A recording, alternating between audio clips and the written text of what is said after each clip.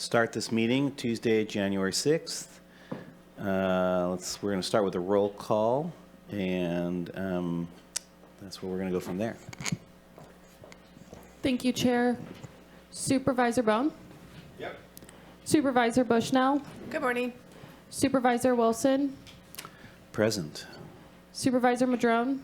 Present. Supervisor Arroyo? Here. All are here. All right. Did it. You can stay standing.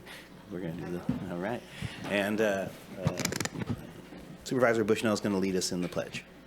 I pledge allegiance to the flag of the United States of America and to the republic for which it stands, one nation, under God, indivisible, with liberty and justice for all.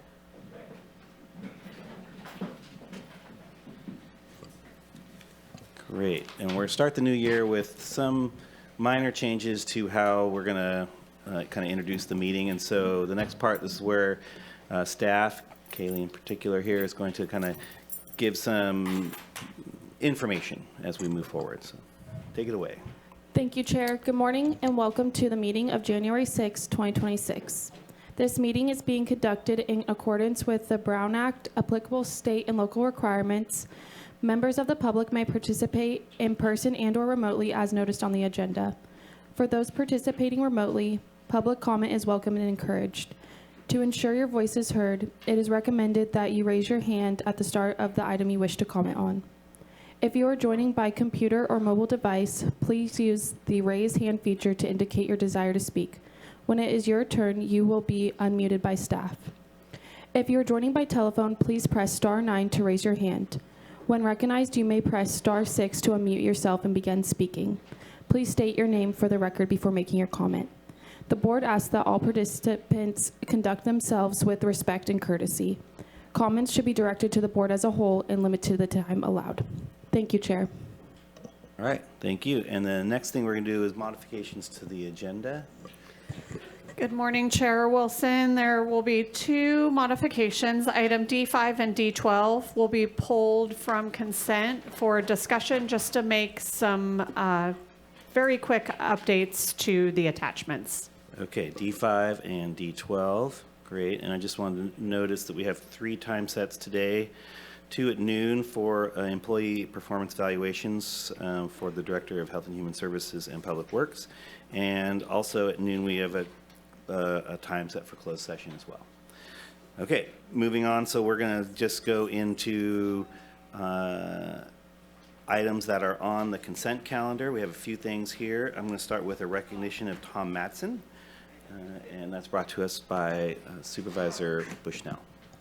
Thank you. I just wanted to, this was a CSAC award that I wanted to, and he probably doesn't like that I'm doing this, but I wanted to recognize that our Public Works Director, Tom Matson, received the Ed Hanna Memorial Award for the County Engineer of the Year. So we would just like to congratulate him. And I'm going to walk out and give him a certificate.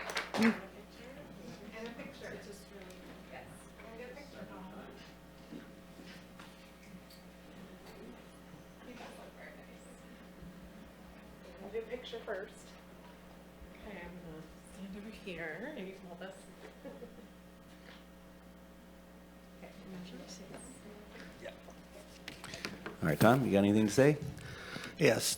Thank you, Supervisor Bushnell, for bringing this forward, members of the board for the recognition. This award is really, on my behalf, a lifetime award. I really don't do a lot of engineering, but I've dedicated my life to making things better for county and city engineers, especially as it goes to trying to get federal funds. Many small agencies have a real hard time trying to leverage federal funds. And so I started with the county engineers in 2003.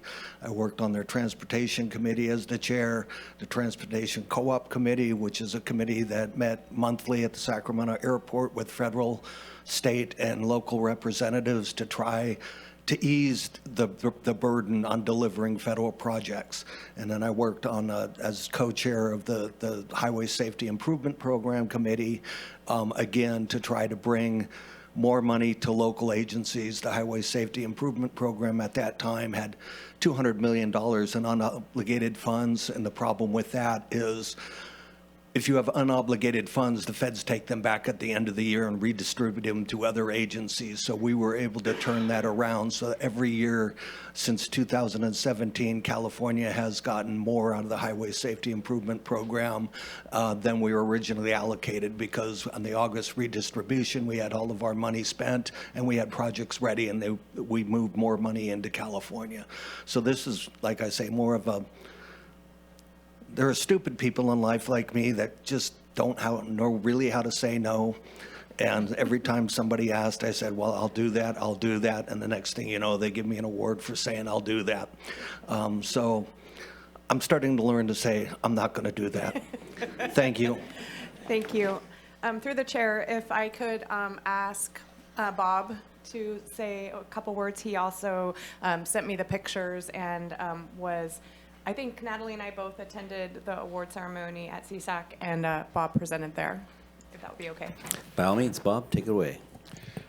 Thank you for allowing me a moment to go ahead and speak. It was certainly a pleasure to have been asked to go ahead and present the award to Director Mattson. I have worked with Director Mattson since I started with the county back in 2000, so a 25-year working career and growing. And it's been a great honor working with him and collaborating and producing the great department that we have today.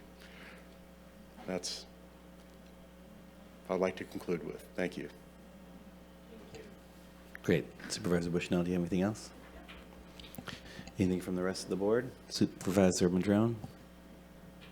Well, thank you for that. And you know, Tom always is in the background, lifting his own folks up, and that is quite an admirable approach to life, to recognize the team effort. And so thank you, Tom, for all your decades of commitment to our community. Appreciate it. Nope. Okay, we're all good.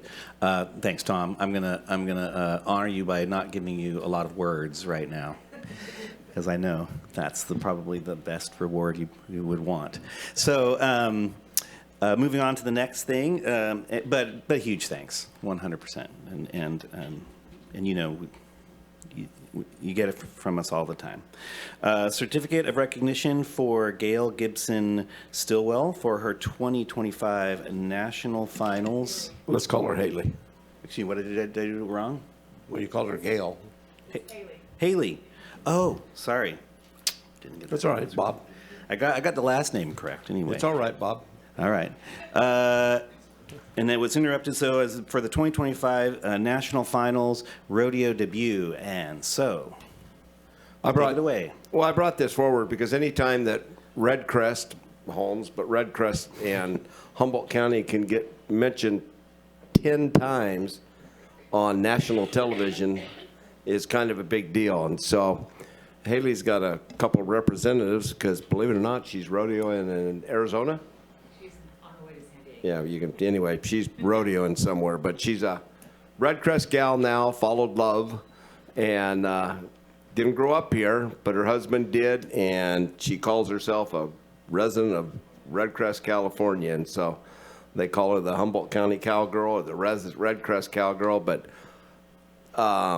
Lori Cook has got a few things to say, and so does Meredith. But Lori we did a big fundraiser back in April, I believe, and to help them fund her road to the NFR. So, and we did her and Q McOrder, who happens to be out of Petrolia, and we're going to do another one because it's expensive to do what she's doing. But she ended up 4th in the world, and I'll let Lori kind of tell her. And I think Haley's watching. Yeah, she should be watching.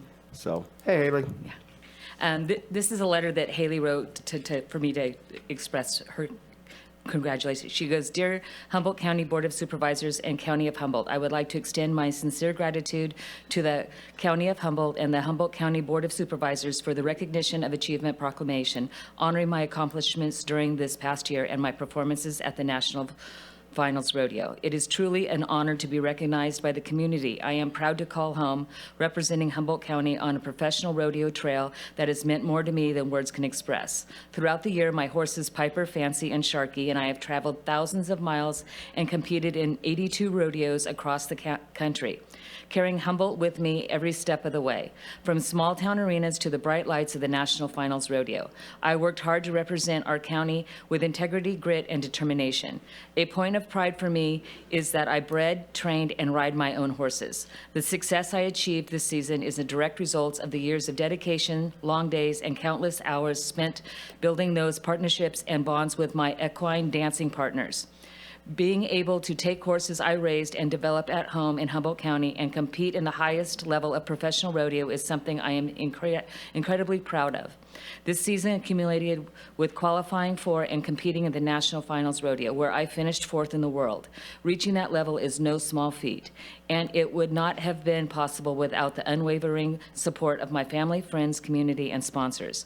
I am deeply grateful to my sponsors who believe in me and continued support make it possible to pursue this demanding career. I am also thankful for the Humboldt County community for their encouragements, messages, and hometown pride, and follow me down the road all year long. If it wasn't for the community fundraising this year, may not have been made possible. Thank you again to the County of Humboldt and the Board of Supervisors for this meaningful recognition. It is a privilege to represent Humboldt County on the national stage, and I look forward to continuing to work hard and give back and carry on the county's name with pride in everything I do. With sincere appreciation, Haley Gibson Stillwell. She went into the NFR in 12th position, and she ended up in 4th. So she made, at the end of the year, she ended up with $328,640 and some change. She went in with only $140,000. So she was one of the top barrel racers that finished there. We are doing another fundraiser this year for her on May 2nd at the Veterans Building in Fortuna for her and Quentin. And then she just won at Red Bluff last weekend the California National Circuit Rodeo. So she was the top barrel racer. So. And she also won Best Dressed Cowgirl, which I thought Yeah, was she won Best Dressed, was and an her, added bonus, and her which I horse thought was Piper pretty cool. won. Piper won Horse of the Year for Horse the of the state Year. of California. Yep. So So I think on the NFR, she only rode Piper, is that correct? yeah, she only rode And, Piper. um, She had 3 horses with yep. her, but she only rode Yeah. Piper. And if you watched, she battled from day one to the end. Oh yeah, she And- did. And I mean, Yeah. her husband was in the alleyway with her, and he was bit, he was kicked, he was everything, trying to get. I mean, her horses are something else. Yeah, yeah. So Well, Okay. I like the story. He says it's kind of amazing because she was riding that horse bareback through Red Crest. Oh, yeah. As she was training, and I mean, these people go out and buy horses and stuff, and she's raising her own, it's just to hear Humboldt County, like I said, on the national stage 10 nights in a row. yeah.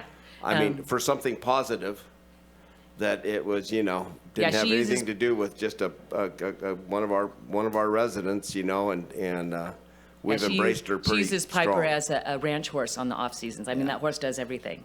So one of the things that's really funny is, well, not funny, but it's kind of cool, is her sister looked back and found her vision book when she was 10 years old. And when she was 10 years old, she wrote in her book she was going to be, in 2025, she was going to be a national finalist at the rodeo. Wow. I mean, so she knew from young age that she was so small that she was just on a flat back saddle riding when she was little. So, thank you so much. Lori, thank you. Pretty cool. Thank you for organizing the fundraiser. It was fun last year. I'm looking forward to next year. Okay, thank you. Meredith, did you want to? I've never seen you not talk, so.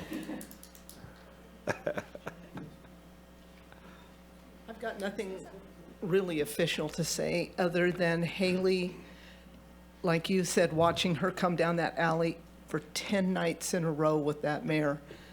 And you could just see Piper, the minute she hit that alley, she knew. And it was like, she'd look at John and go, let me go. I want to go do my job. And she did. Yeah. And Haley, on those 10 nights, I'm 68. I've bred and raised horses all my life. I have dreamed of going to a world stage like that with a horse that I bred and raised. Not going to happen. I'm done breeding. I'm done raising horses. I'm too old. I have a nice horse. We play. Haley has made all the young girls in Humboldt County and probably the nation over, their dreams come true. She raises her own, she breeds her own, she trains her own. Like Lori said, she uses them on the ranch during the off season and then goes to the World Finals for 10 nights and smokes them. Just does good. And I just want to thank her, and I want to thank you guys for recognizing that. And I want to thank her for making old people's little girl dreams come true. I think people need to understand, there are thousands of barrel racers Oh, yeah. in the state, thousands. And she was number 4 in the world in her first time at the NFR. Yeah. So we expect bigger things from her next year. No pressure. No, no pressure. No, none. All right. Mike. Is there a photo? Well, Haley might want a photo. I'll take a All photo. right. Someone get a photo, quick.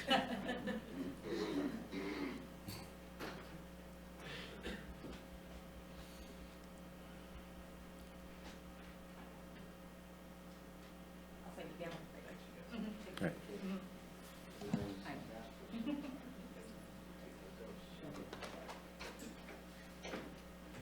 All right, thank you. Well, there. I just want to say, this is pretty amazing. Barrel racing is my favorite part of rodeos. It is kind of the most exciting part.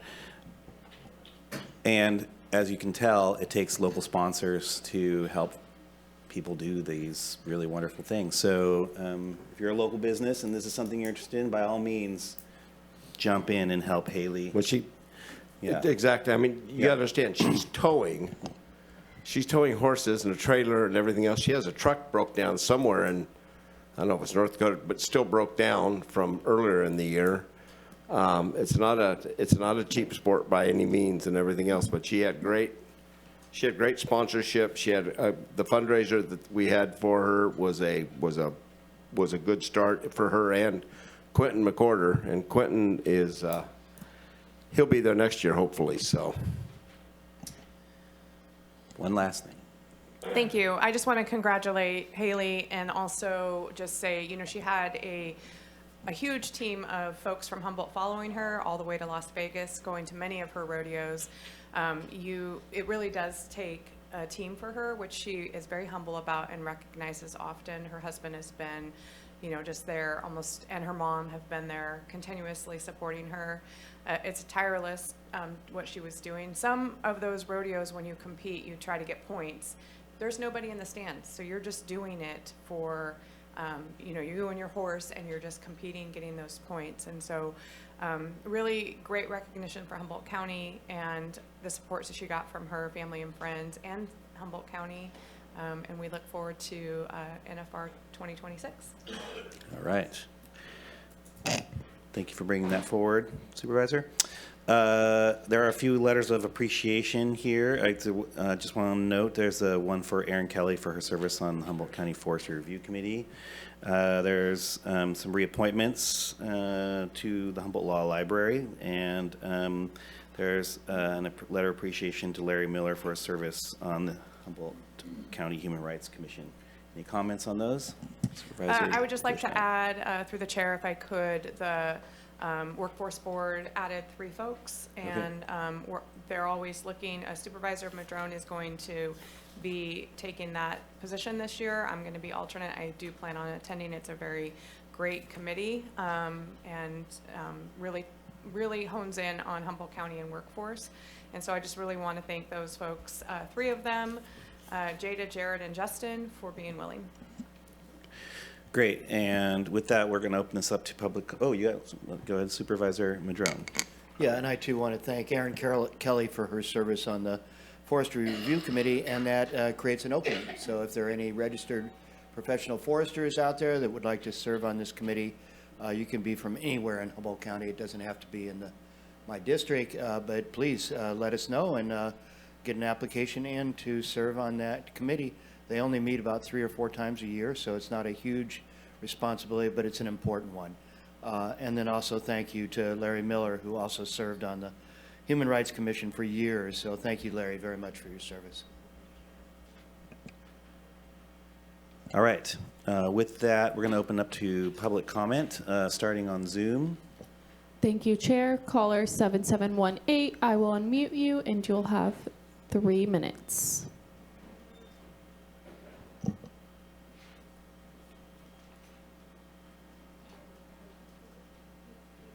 Hello, Kent Solotsky calling from Mexico. Yeah, let's start with D1, Tom Matson. He's one person when he says, I'll do that, he does it. There's a bunch of people who say, I'll do that, but he does it. Strongly support Tom. Kind of interesting that later, coincidentally, later in the day, this employee evaluation is when he's getting an award for the Engineer of the Year. I started watching barrel racing here recently. I have a friend here in McLaren, she does it, so I always could go to her. And this is what I hope Humboldt County will be known for, is barrel racing and things like that coming out of Humboldt County. So I really applaud the people that are doing that. I learned by talking to Aaron that the relationship that the person has with that horse. And that's why when you train the horse from the get-go and you have it and you ride it every single day, the horse works with a person very well under the circumstances. I like the name Adios Pantalones. That's another horse that races. But I really am applauding our local people for getting involved in doing well on a national level. Law Library, we have Cindy Day Wilson and Dusty Owens. I don't know the other person, but both good attorneys who I use from the Law Library. I noticed item D1, we have a $2 million project approximately for ag building going up to bid February 3rd. Hopefully we'll get some local contractors on that one. D13, we have an after-the-fact notification, I guess. It's December 26th with a holiday, but it's a one-time thing, and so it's a reward justifiably for our great employees to have that extra day off. And, of course, hopefully everybody will do good, and next year have it off also. So I really appreciate what's going on there, and I wish to make those comments on your consent item today. Thank you for the opportunity to speak. Thank you. Anyone else on Zoom? That is all, Chair. Anyone in the room that wants to speak to anything that's on consent? This is your time to do it. I probably need to say that folks, when you're hearing public comment happening, if you want to do public comment, get in line. So come on up. Let's do it. Good morning, Mr. Chairman, ladies and gentlemen of the board, ladies and gentlemen of Humboldt County. My name is Vernon Price. I'm here to speak about item number D14. I'm reading off page number 2 of 3 of the staff report that residential assistance, housing relocation, and stabilization.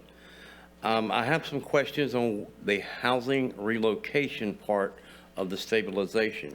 There are some subjects that are in programs of Humboldt County Home Program that are looking to relocate from their apartment complex due to, for lack of better interest or better words, slumlords.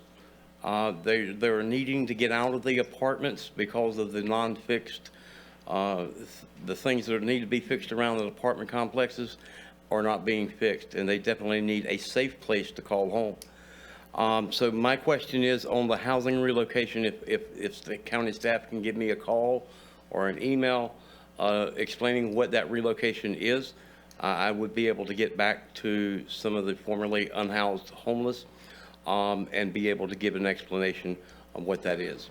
Thank you so much for your time, your concern, and your consideration on this matter.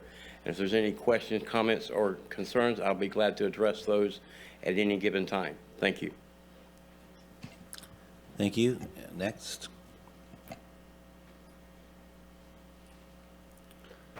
Good morning, Supervisors. Happy New Year, 2026. Great to be in Humboldt County.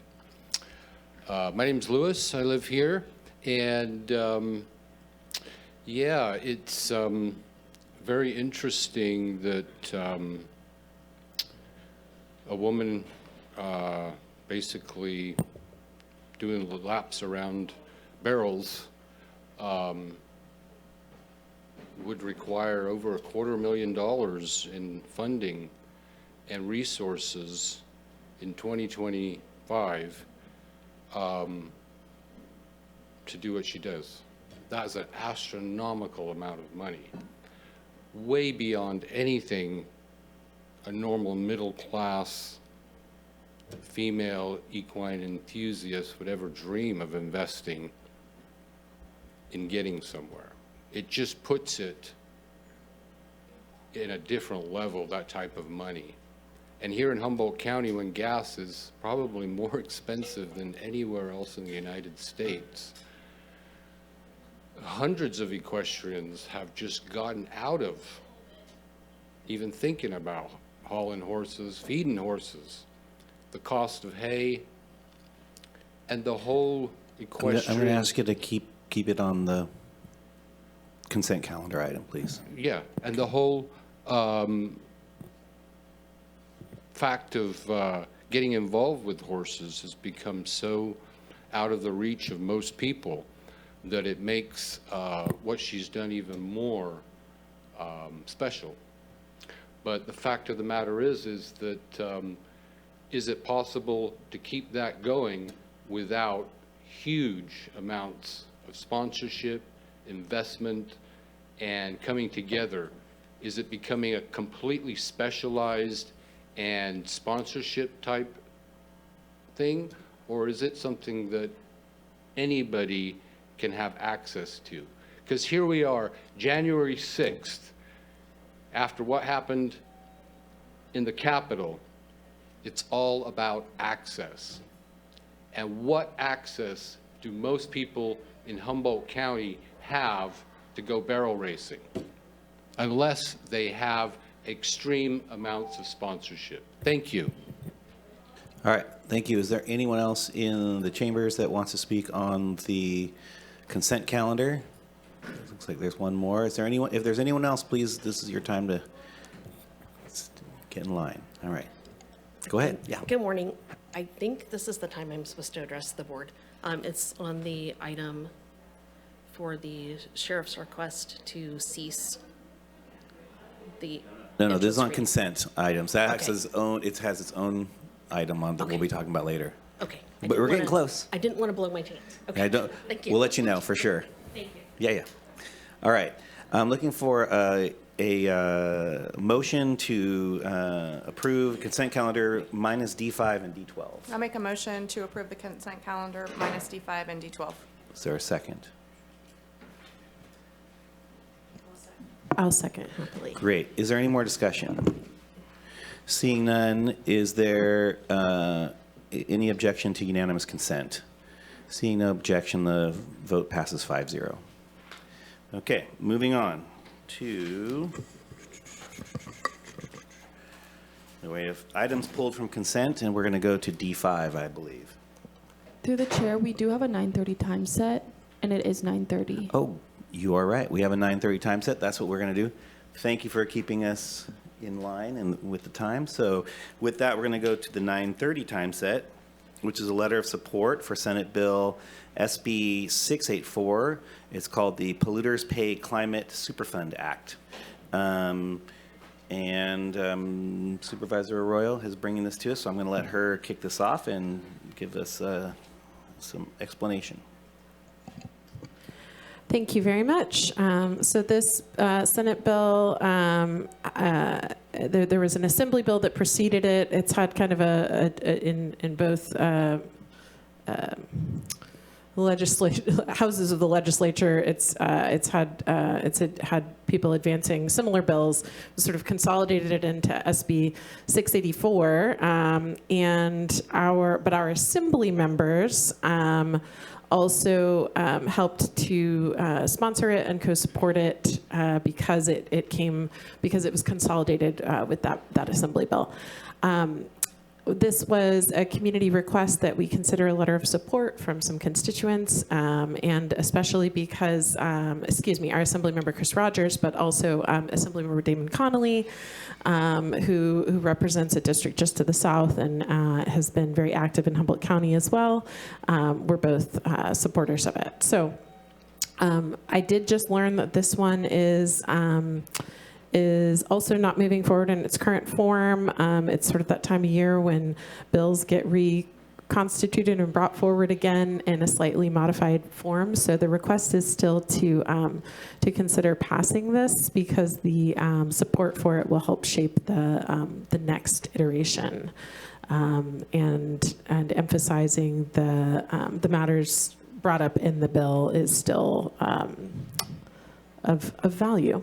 So I think that's all I have to say about it, unless there are questions. Okay, I'm looking for comment and questions from board members before we go to public comment. And Supervisor Bushnell?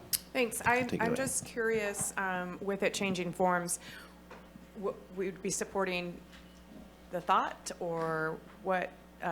Because I'm not really wanting to vote on something that I don't know what we're voting on. Sure. This one hasn't technically died yet, so it'd be voting to support the way that it's currently written, which I personally do support, which is why I didn't pull it, and I did just learn that it's unlikely to move forward in its current form this year, but I think the idea is to express the support for how it's currently worded, so that that can inform the next steps. Okay, and then my next question, through the chair, if that's okay, is it's supposed to make major fossil fuel companies fund climate disaster costs, shifting the burden from taxpayers to polluters. And I'm wondering, that'll be passed on to taxpayers through gas prices, I'm assuming, or could you, in your research, did you find different? So there are ways that, for example, oil spills is one of the biggest ones, where companies are responsible to comply with the cleanup costs, and if they're the responsible party. This is extending that and working with the Air Board and other regulatory agencies to kind of expand on that framework.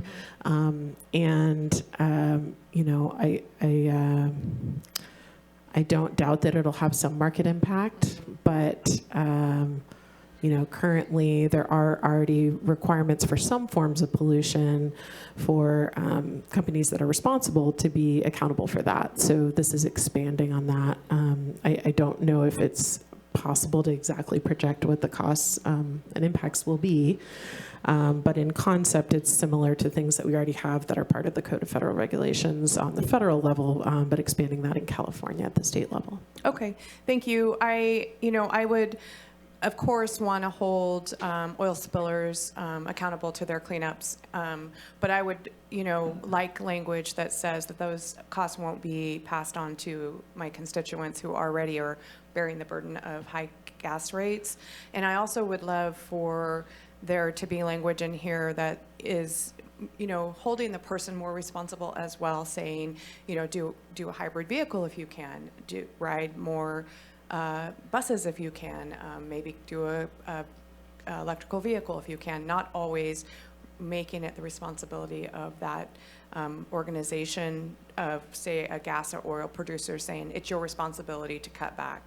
And so I'm not going to be supporting this, but I do support holding polluters responsible, absolutely, but without the language saying that this won't be passed on to consumers. And with this document possibly changing in the future, I'm not going to be supporting it today. All right, any more comment from the board? Supervisor Bowman. And I don't know, the California Center for Jobs and Economy has done the projections, the estimated projections. That's all we can do. Understanding that there's only two other states that have done this, and that's Vermont and New York, and neither one has implemented it because it is basically this is turning into the Lawyers Full Employment Act. We're looking at an $18 billion deficit in the state. They expect, and now Marathon pulled out their refinery, closed down at the end of last year. Valero is closing down. So we're now going to be producing about 71% of our gasoline that we use in the state, fuel that we use in the state of California. All our neighboring states are averaging about $1.80 a gallon cheaper than California. They expect energy and gas price, this is just California Center for Jobs and Economy, and this may be a right-wing, left-wing, I don't even know what this is. But this is what they projected. Is they expect fuel could go, energy prices could go up 43%. Gasoline by 2027 potentially pushing prices as high as $8.43 a gallon. Job losses, critics estimate, these are critics, so we understand they're going to go on the other side. The other side will probably say it'll create 1,000 jobs, but there'll be government jobs in the California EPA, which, if you've dealt with the California EPA, we're going to provide a lot of jobs, and they're using all the buzzwords, disadvantaged communities, all this same thing they do with a lot of the law enforcement laws. It's going to help schools, but it hasn't. Estimate 205,000 jobs due to reduced consumer spending. GDP and tax revenue could result in a $30.5 billion annual reduction and a $4.5 billion loss in state and local taxes. And the retroactive liability back to 1990 creates significant regulatory uncertainty. I mean, it sounds great. Let's go after the big bad. But the problem being is this is also going to go after construction companies. This could go after farms because they're polluters because they use tractors. They don't limit it in this. This is so broad, and I appreciate this discussion. But this thing died in our Senate and Assembly, that has a supermajority of people that should be backing this, but they realize cost effectiveness in this way in times. I cannot look as Supervisor Bushnell said, I don't know if I can answer to a $2 increase, $3 increase in fuel prices when we're already paying the highest in the nation. And so I can't be supporting this because this is so open-ended. It's just like throw it against the wall and see what'll stick. Well, I don't want to be part of that makes it stick. So I won't be voting for this just because there's so many unknowns. I mean, it seems all warm and fuzzy for certain people. And I understand that Supervisor Arroyo, maybe it probably has had people say, hey, you got to do this, you got to do this. Just so you know, I have not had one person call me and said, hey, you got to do this.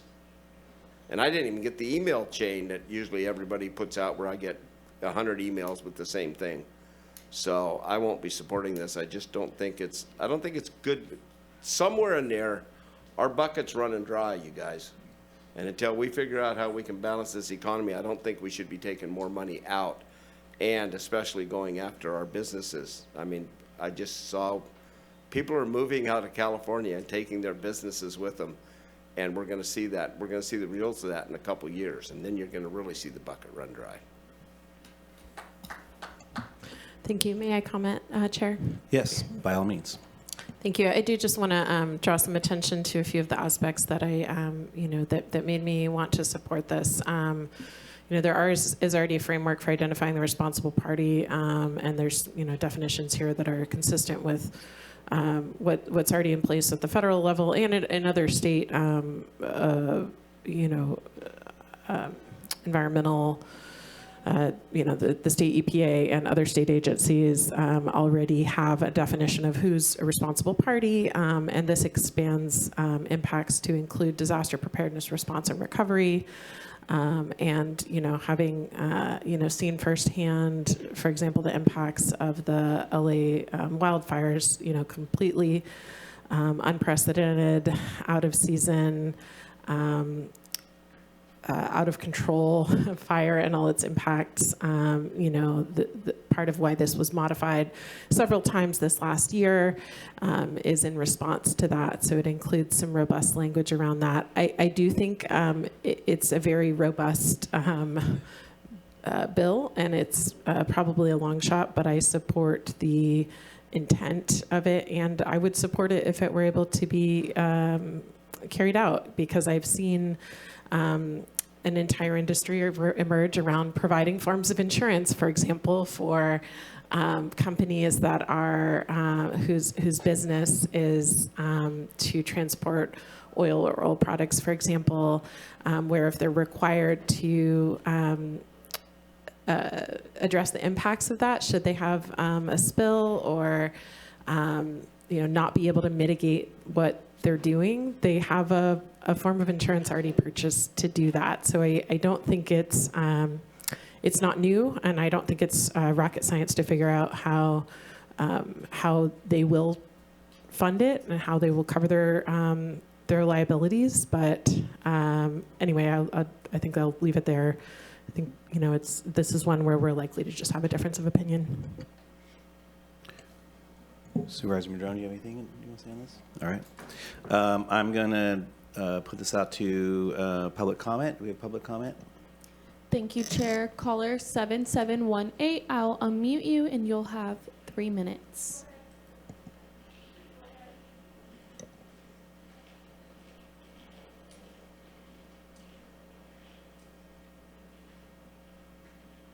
Ken Seletsky here. Hope you can hear me. The serious concerns I see about this is, again, anything to do with insurance, in my opinion, is necessitated and functionally done by improper regulation, and it is nothing but to enrich basically the attorneys. And that this is the attorney tax that we have. It's any of these things. I look at anything that's going to raise the cost of living, potentially for gas or things. These are all regressive items. I mean, as someone who's well off, fortunately I feel I am myself, can afford to take expensive gas and just go ahead and do what I do, But the poor people are barely making ends meet, really can't afford to have these kind of increases. To line the pockets of the insurance agents, insurance agents and the lawyers, creating another layer of things. The protections are already there.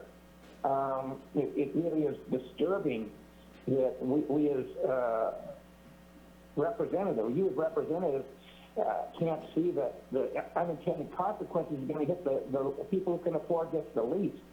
People are leaving California in flocks. And a lot of good people, and they're taking the business, they're moving on, they're moving out. And this doesn't bode well for California in so many different ways, and all these new regulations and rules and things and add-ons and stuff are compounding the reason why everybody's leaving. And that's probably a reason why you're going to see California, and specifically areas like Humboldt County and rural areas, really take more and more of a financial beating. So I don't know whether it's in your best interest to do on some of these things, because it's going to have a direct effect on the budgets and your amount of money to do what you feel is necessary for your constituents. I would say caution on these kind of things, and I really appreciate the discussion, and I appreciate Michelle Bushnell bringing this forward, and I strongly think you may wish to reflect on this a little more before making a decision. It doesn't sound like it's necessary at this time. Thank you for the opportunity to speak. Great. I think we have a few more online, so. Yes, thank you. Caller 0920, I will unmute you and you'll have 3 minutes.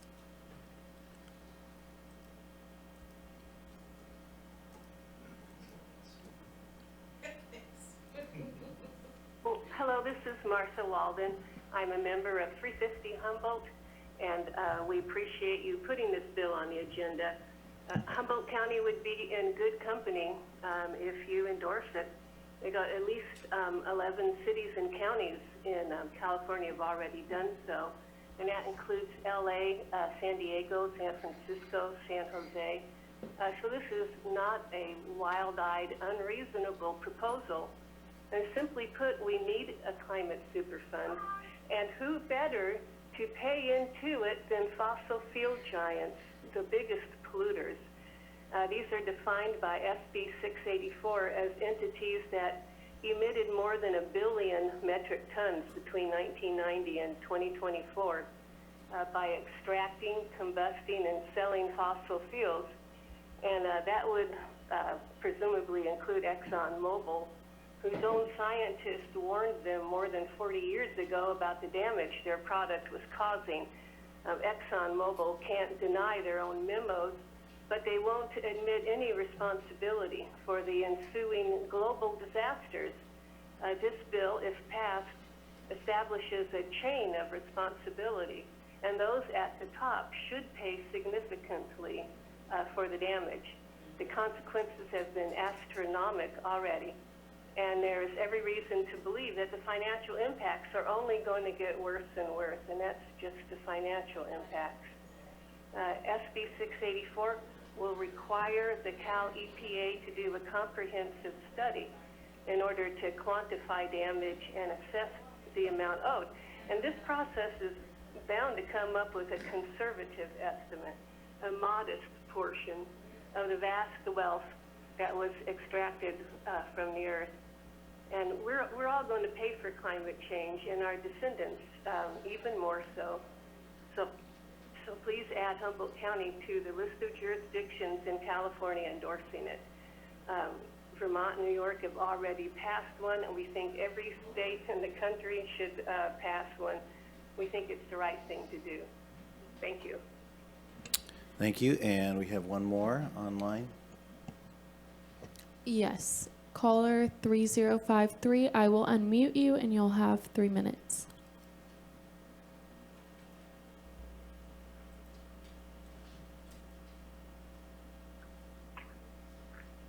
Good morning, Thomas Mulder here. I just want to confirm you can hear me.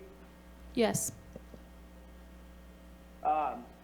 First off, I would say I wouldn't ever support whatever the bill was, even if it was the best thing since sliced bread, as some would say. I wouldn't ever support endorsing a bill that is going to be changed at some point in time, because I personally feel that those words or support could be misconstrued, and then they could add something in there of like, you know, let all the criminals out even earlier than they have since Prop 47, just something like that, or AB 1950. You know, so I wouldn't want to support a bill that wasn't going to go forward unless it was in final language. That's a big, big caution. And then, you know, call me perceived bias. You know, anything that's going to go after and attack taxpayers and normal people that work, get their hands dirty in the dirt, construction, outdoorsmen, all that kind of stuff, I wouldn't support it, because, you know, those are the type of people, men and women, that built the backbone of America. So I don't support this as it is. It's really unfortunate. I remember when you guys were going after the people that worked like that Kernan or something like that. You had a room full of angry people. Just remember that when you try to bring forward stuff like this. I feel this does nothing but takes away from those industries and continues to attack them, just like CARB did with their false claims and false information back when all the construction companies first started taking the hit with their decimal point that was off base, as people say. So please don't support this. Thank you, Bo. Thank you, Michelle Bushnell there, for what you said, your questions. Thank you for the opportunity to speak. Thank you. That's all on Zoom, Chair. All right, anyone in the room? Okay, as I mentioned before, if you want to talk about something that we're talking about, please line up so we can. Thanks. Thank you for giving me this opportunity to speak on January 6, 2026. Yeah, I feel like it's another bill that really lacks integrity, because if you look at the biggest gross polluters in this day and age, it's going to be the far left, Gavin Newsom, allowing LA to burn and all the pollution and toxic residue down there.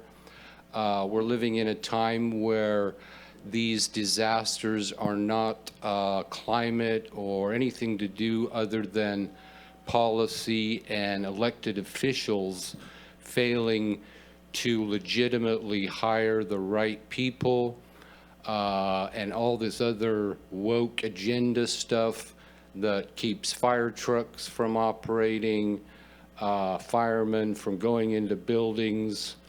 I've lost good friends in Eureka, been burned to a crisp right off 101 here, simply because other people were allowed to burn it up with Can you their keep this power. on SB 684, please? So yeah, SB 684 then should first go after Gavin Newsom. He's caused more pollution in this state and ruined this state, and has the highest gas prices and highest cost of living that anybody capable of fighting a fire can't afford to live here. And These are issues that you keep sweeping under the table and are manifesting. Putting a bill out like this would just allow more Americans that are trying to survive in this economy to be penalized financially for ridiculous pollution that has a net zero effect on clean air or the big picture of pollution. You can look at Arcata. You had a whole square block burned down, and the pollution and toxic waste that came out of that has completely obliterated any pollution-saving attempts that Arcata has tried to put in effect for the past 5 years. So who are you going to go after there? The homeless people that were living there illegally and causing that fire? Do you think they have the pockets to offset that pollution? What a ridiculous, absolute asinine bill. Thank you. Okay. Is there anyone else who wants to speak on this letter of support for SB 684? Seeing none, I'm going to bring it back to the board. Supervisor Bushnell. Thank you. I look forward to hopefully in its new iteration that it holds people responsible for the damage they do and not allowing that to be passed on to the consumer. I would love to see that in a new iteration of the bill. I'll just throw out a few points on my behalf. So since I'm the last to speak on this, let's see, I will support this, and just from the principle of how the polluter pays principle. Fossil fuel companies profited from these products, and they knew they would cause climate change damage. Taxpayers currently bear the cost of climate adaptation and disaster response. And so this type of legislation is seeking to shift the financial responsibility to the companies that created the problem rather than working families. So revenue from this type of legislation strengthens flood defenses and extreme weather preparation without raising taxes, and creates thousands of jobs in that infrastructure investments. So again, the most vulnerable neighborhoods facing the worst climate impacts would be prioritized, and I think that's important. The current system that we have socializes the costs, as we know, and privatizes the profits. And so while these companies profit, we pay the costs in terms of response and in terms of the climate change. So already the working people are bearing the costs of property damage and health impacts and higher living expenses from climate change. And so this is a change in trying to get the corporations to internalize those costs and help our communities respond. So that's my perspective on this bill. I think it's important that we have a difference of perspectives. And I think in the end, again, we are all trying to make a better, healthier community. What we are disagreeing on here is strategy. And so with that, I think if we're ready to vote, unless Supervisor Madrone has something to say. Thank you, Chair. Well, I understand the intent of the bill. And while I might support the intent, I have no doubt that the cost of this will not be borne by these large corporations. It will be borne by the consumers. I mean, it gets passed on. That's how it works. I would much rather see a bill that would be focused on incentives for people to use less gas. You know, what does that look like? I don't know. I don't have all the magic bullets there to figure that out. But, you know, if you drive half as much as you used to because you care about these things, then how do we incentivize that? Mass transit is certainly one of those ways, supporting mass transit. Bicycle trails like the Bay Trail that allow more people to get around on bicycles, things like that. So I guess my concern is that we figure out how to not just pass on the cost to consumers, but in fact reward consumers for behavioral changes where they reduce their use of gasoline and things like that. So that's just my thoughts on that. Thank you. Supervisor Arroyo. Thank you. I just want to, before I make a motion, I just want to express a couple of thoughts about what's in the bill. So it's only like 5 pages long.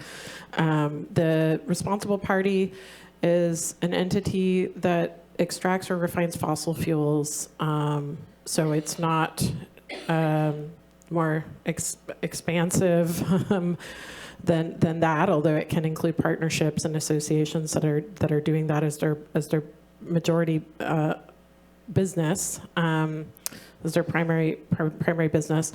And I will just say we already require those businesses that extract or refine fossil fuels to be responsible financially for spills of fossil fuels into the water or on land. This is essentially holding them responsible for the impacts to the air, which is the greenhouse gas emissions. So, and they already do.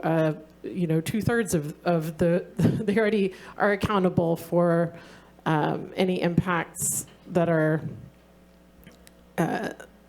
from other forms of pollution. So this isn't reinventing the wheel. This isn't it's forming a fund that we as impacted, I mean, just looking at the flooding and the fires that we've had in California this year, and the flooding that has impacted us locally that we haven't seen in many, many decades. I suppose you could consider it anomalous, or you could look at the mountain of research that shows that it's not anomalous.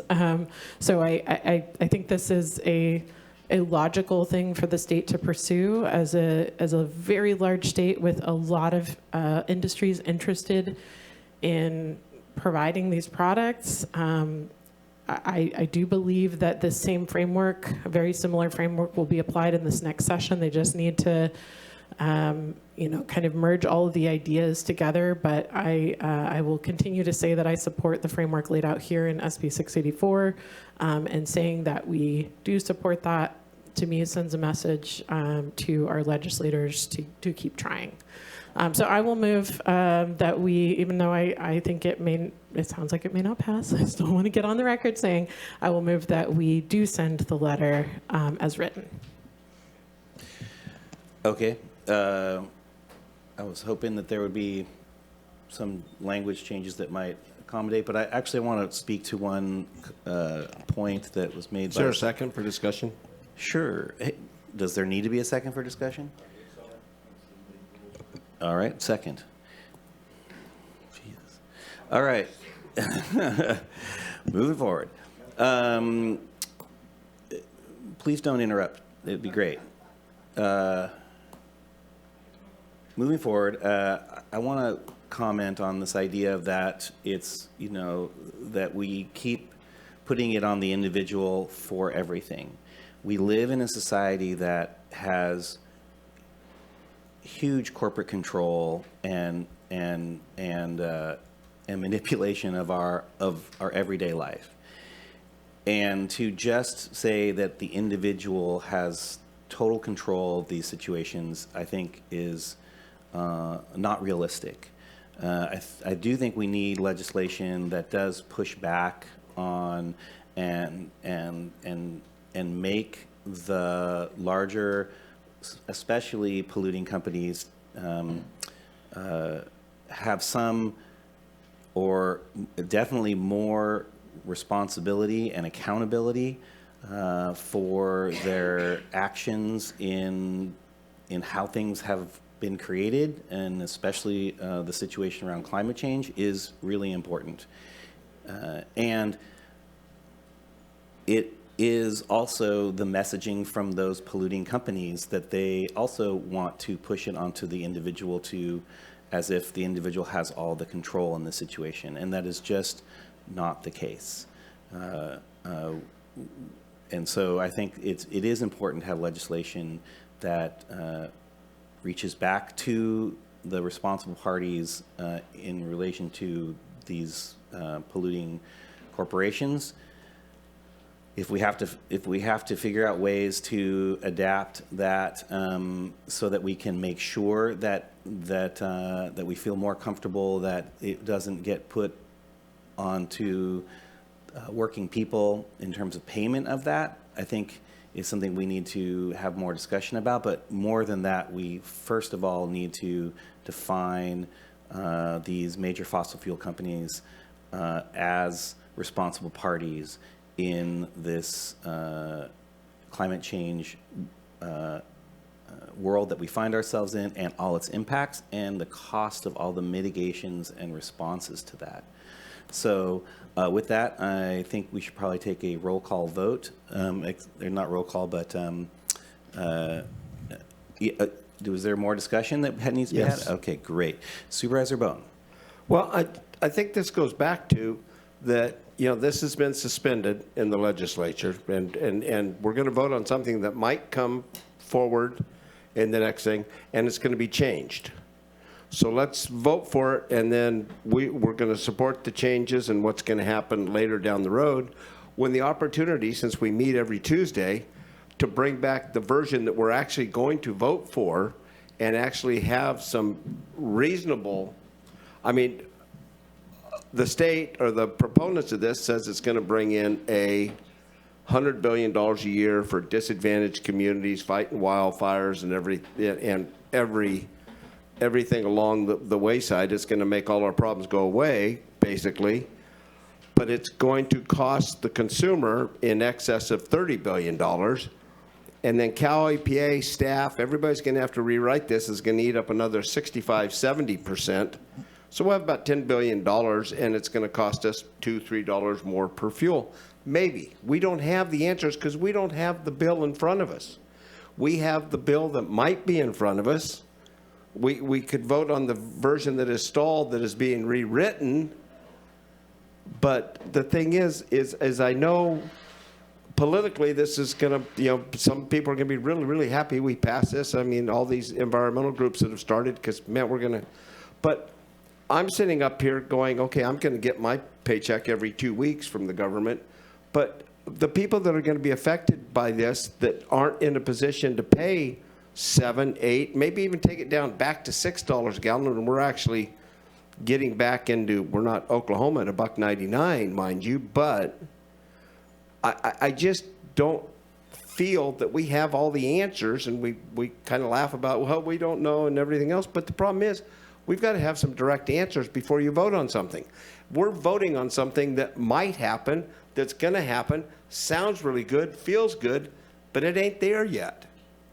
So I can't vote for a wish and a hope. I need to see something more direct. And I apologize. I appreciate you bringing this forward. I know how this feels because I've brought stuff forward going, oh, that's a dumb idea. And of course it is. So I don't think it's a dumb idea, but we don't have a finished product in front of us. We have a product that might come in the next I feel it's going to come in the next legislature. So I don't know. Am I done, Mike? Well, I feel your point has been made very clearly. And Supervisor Bushnell has something to say, and we have a pretty robust agenda, and I just want to make sure we get through it. Thank you. So, I do appreciate Supervisor Royo bringing this forward, Mike. Or Supervisor Wilson, what you said is what I agree with, not passing that on to the consumer. And like I said earlier, and then we're going to go for a vote, is that just some guarantee that wouldn't happen and hold people responsible that do the damage. I think we're saying the same thing. The application is what we're not agreeing on. And nobody wants to see oil spills in the ocean and not have the responsible party clean that up. So thank you for what you said and what Supervisor Bone said. We just are not agreeing on the way to get there. Yes, Supervisor Bone. And this doesn't happen very often, but I find myself agreeing with Supervisor Madrone. All the fuel they made and all the profits they made came out of my tailpipe, your tailpipe, and unless everybody's riding and bicycling and everything else, then I understand we've got to pay. But the problem is we're going to pay. At the end of it, we're going to pay. It's not going to be and I know we use the buzzwords corporate, polluters and fossil fuels and everything else. I was in that business for 25 years. It's what makes the world turn right now till we find something else. But as Supervisor Madrone said, educate the people to use all these bicycle lanes we're building that they're not using. Thank you, Supervisor Bone. Speaking to the question for me, whether we move forward with this or not, the language of the bill does inform our legislative agenda. And so if there is an intent in that, it doesn't necessarily have to be exacted in this language. I mean, what I'm saying is that the legislation that if we were to pass it today, in terms of we're not passing legislation, but support of it, would mean that it would be in our legislative agenda and that we would be in support of those ideas moving forward. So if other bills or other things that align with this legislative legislation come up, we wouldn't have to have this discussion again. But that's where we're at, and I'm going to let Supervisor Arroyo take the last word on this and lead us out. I mean, I think our legislative platform has spoken to the concerns around climate change in the past, and so you know, it has and likely will for our 2026 legislative platform that we'll be working on very soon. It seems like we're seeing come back to us very soon. So you know, this no. I don't think like funding to address the impacts of climate change is a big departure from our legislative agenda. Perhaps the language of this is just written in a way that is different, but I think we can incorporate into there. It is already in there, and we can also send around individual letters about whatever legislative items we'd like. So I appreciate the discussion today. Doesn't seem like we'll get to a yes vote on this one, but was that what you were? You just wanted to wrap this up? Yeah, well, also like giving the courtesy if you want to pull this item knowing that it probably will not get a yes vote, to give me that just the discussion. Well, we have a motion on the floor. I don't know. Procedurally, okay. We need either to pull the item or to take a vote and then decide whether to proceed or get an affirmative vote. I'm looking to our county council. I know we want an affirmative vote on things that are on the agenda, right? Correct. All right. Well, we can proceed through it. Let's proceed through the vote and then move on to the next item. Great discussion. Good, it's a good process. All right, moving forward.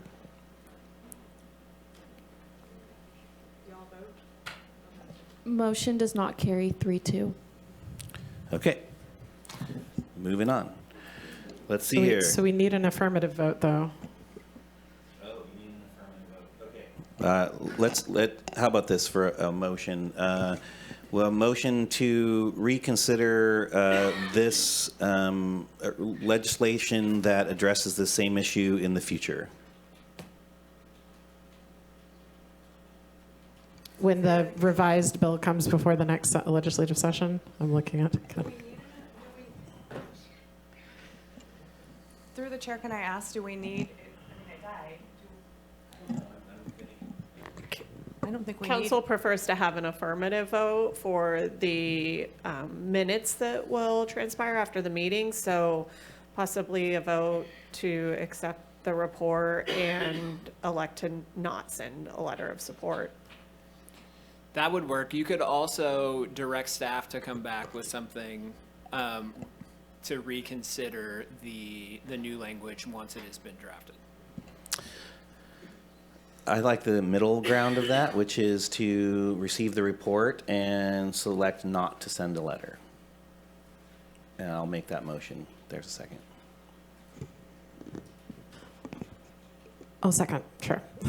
Yeah, and in that way, if a member of this body wants to bring something back when new legislation is done, they can do that, and we can discuss it again. So, okay, great. Does everybody understand the motion? Okay. Well, let's vote, and we can vote on this. Do we need to? We don't need to reopen this discussion again, do we? No. Okay. Thank you. It's my first meeting of the year as chair, so allow me a little grace here. I'm working these things out. You get to all see the sausage being made here. All right. With that, please vote, and we can move on to the next item.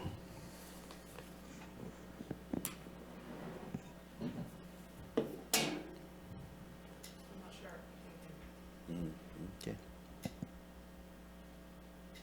Restate the motion, please, Kaylee. The motion is I can restate it very clearly as the motion maker. Yeah, which is to receive and file this report and elect not to send a letter. That's it. Motion carries 4-1. Great. Okay, moving back to items pulled from consent, we're going to go to D5. Okay, thank you, Chair Wilson. Item D5 is concerning appointments to board members to various boards, commissions, and committees. As discussed as the previous meeting, this effectuates your board's direction. And just a small note of clarification on the appointment list attachment, page 2, 9th row down, is the appointment to the GRTA, where Supervisor Madrone will serve as 1 year and then Supervisor Bushnell will step in for the following year. It just doesn't indicate that formatting got wonky on this. So it just doesn't say GRTA on that. So I just want to make it clear that that line is in reference to GRTA, and that is the only correction needed. And with that, a board motion to accept the modifications and approve the item would be wonderful. That wasn't my intention in voting for that item, because the item, I'm just saying, in terms of the GRTA, seats are not germane to whether we sit in those seats or not.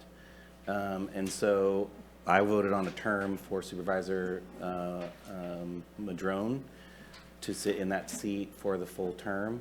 That was my intention. So my intention was not to have that split up. And It's a 2-year term, and Supervisor Madrone will not be running again, so he will only be available for 1 year. Hence your board's direction to keep Supervisor Madrone in that seat for the remainder of his term, and then when Supervisor Madrone retires from the board, Supervisor Bushnell will step into that role.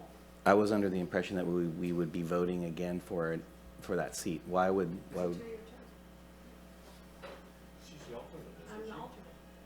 Okay, I'm losing track of the thread here. So go ahead, Supervisor. My understanding of that was that we were going to, one option would be to vote for the entire 2-year term, and regardless of whether Supervisor Madrone is still on the board, if he wishes to fulfill the rest of that term, it's at the discretion of this board if he is continuing to fill that. We have a person who's not a board member serving on the GRTA board, so and other communities have that option as well.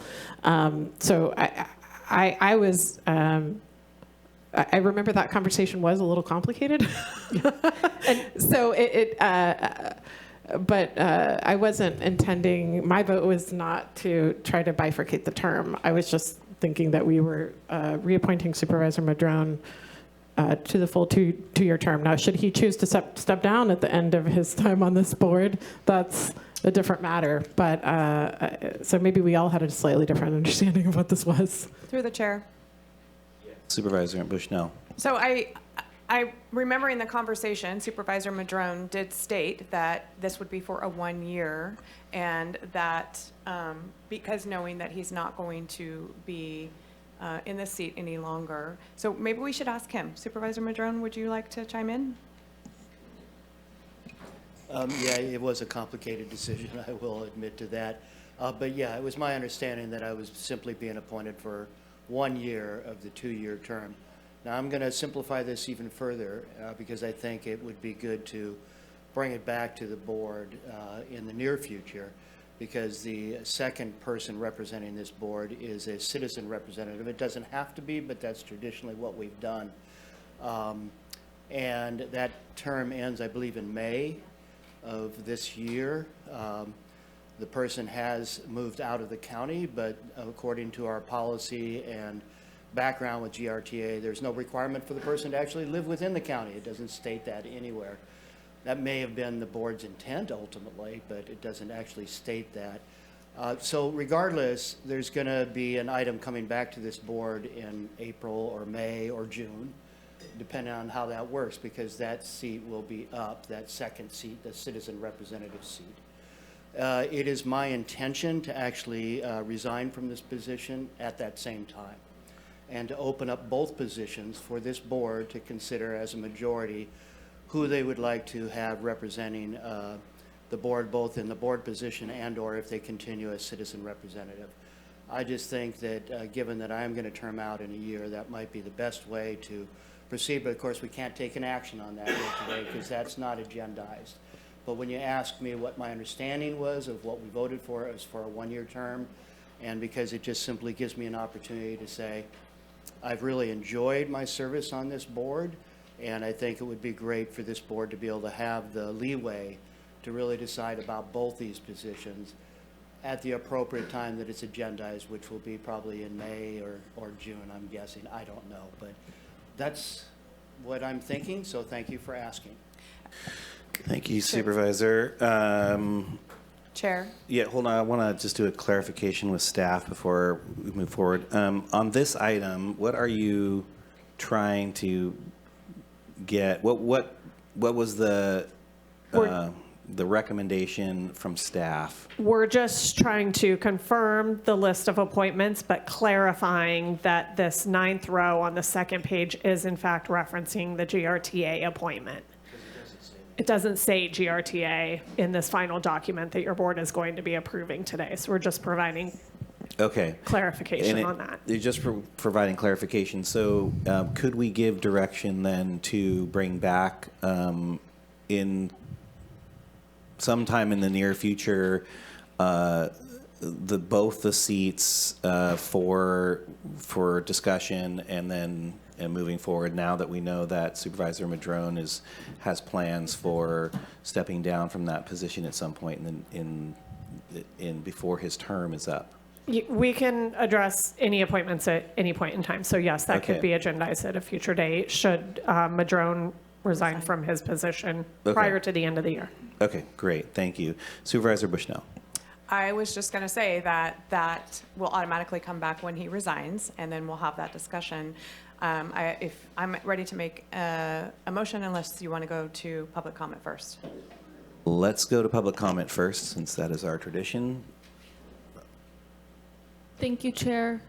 Caller 7718, I will unmute you and you'll have 3 minutes.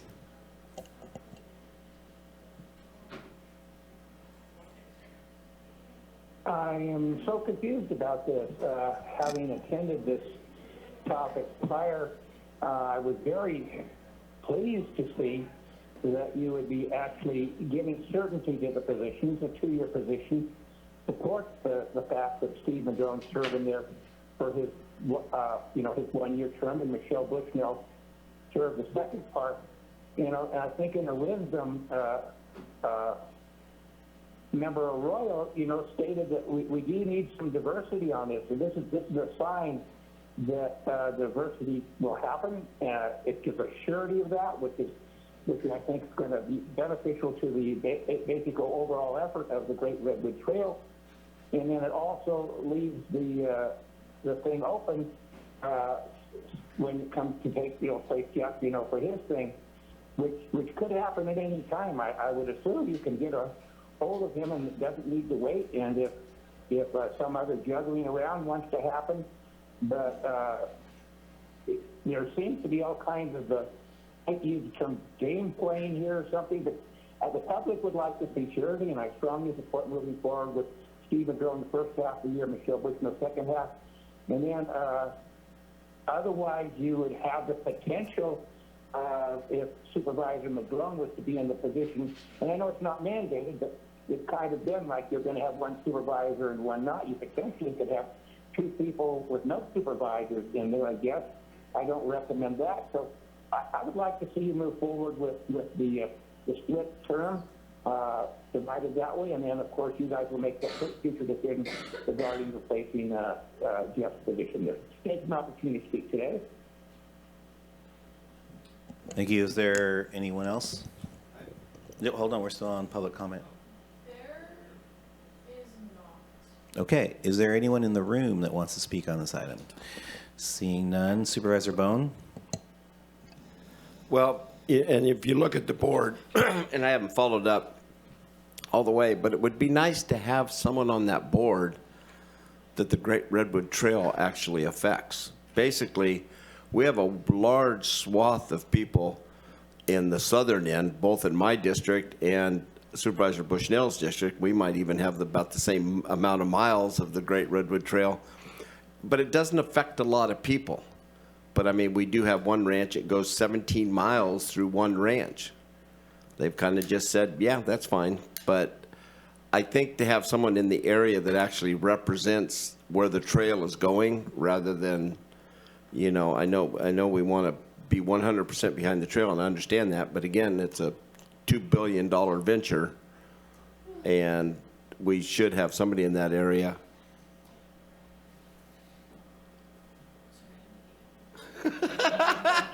That was a loud yawn.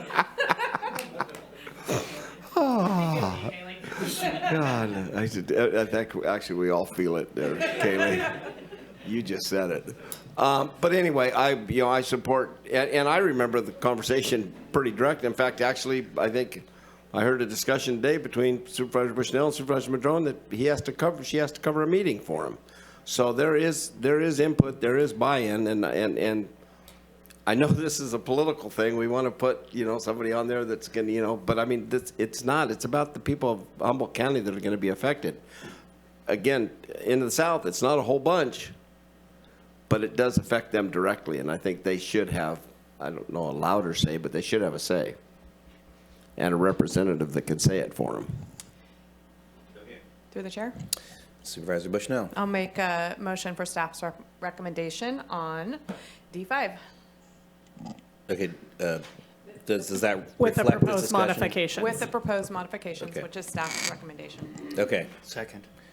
great. We have a motion and a second. Do we need any clarification? Just to clarify, that was to reconsider the appointment at a later date, but to appoint for the first year. Yes, sorry for my confusion on that. Can I My clerk- clarify, it's not for what I didn't add to the motion that Supervisor Madrone said he's going to resign in June, and then we would have to bring it back anyways because it'll be a resignation. That's not in the motion. Do I need to clarify that? I'm sorry, say that one more time. Yeah. So it's not to bring it back at the end, but it would come anyways if Supervisor Madrone resigns. Would you like me to change? So we'll reconsider the appointment at that time, That's right? what he said. Okay, great. It's not part of the motion, however, because he hasn't resigned. Okay. Thank you very much. Does staff feel the motion is reflective of the discussion they heard here today? Yes. Okay, great. That's what I want to hear. All right, with that, please vote.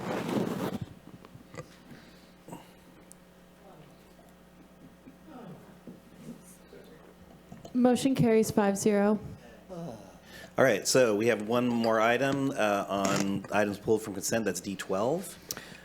Thank you, Chair Wilson. This item repeals and replaces a resolution from 1982 establishing county office hours. And I just have a couple small clarifications to the resolution. For the assessor's office, they close at lunchtime, as does the Board of Supervisors and the clerk of the board. So we'll modify the schedule to reflect those closures for the public's information.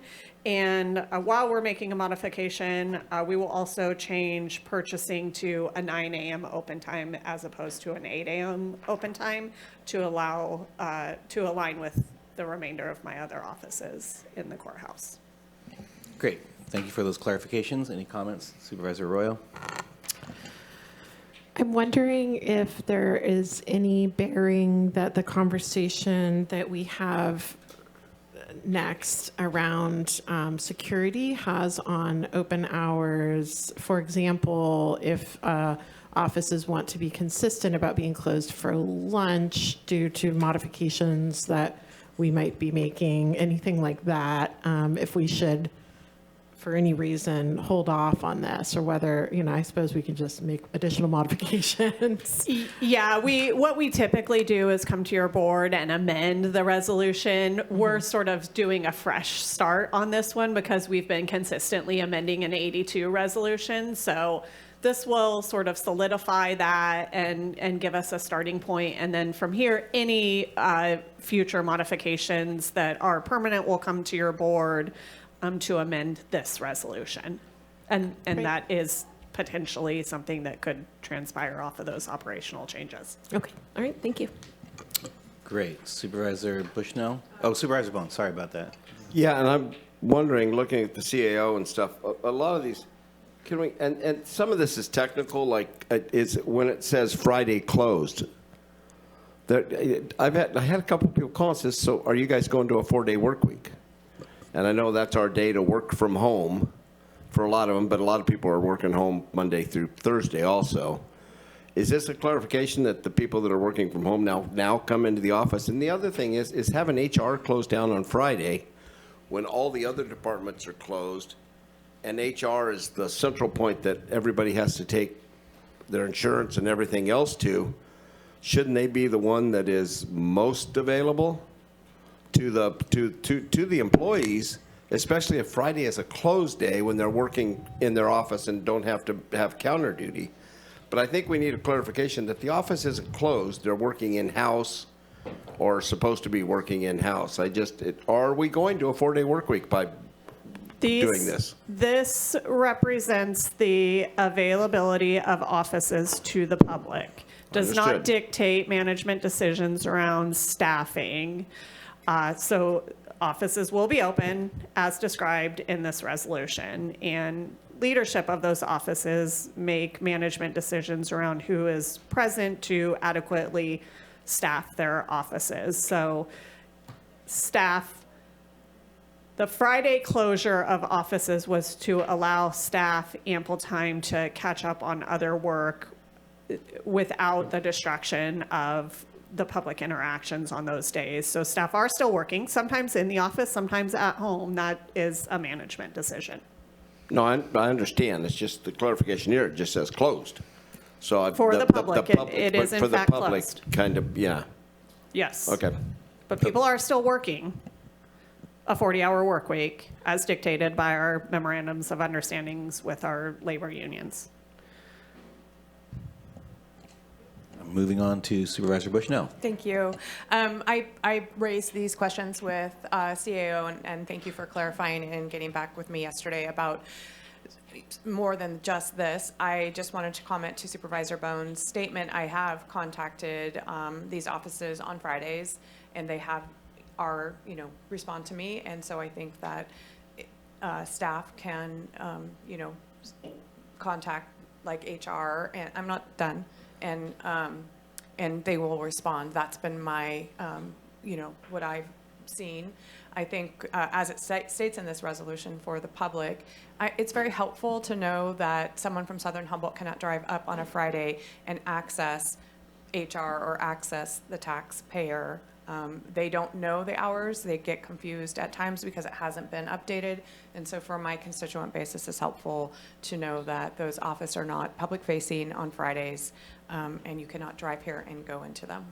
No, and clarification, I fully understand. I'm here every Friday, so I contact all these people and actually knock on the doors and make them open the doors. So I know they're here. I'm just saying for the public, when it says closed, it makes it sound closed. I want people to understand they're not closed. There are people in the office doing work, so. Okay, I think that message has been delivered. Do we have public comment on this item? Yes, Chair. Caller 7718, I will unmute you and you'll have 3 minutes.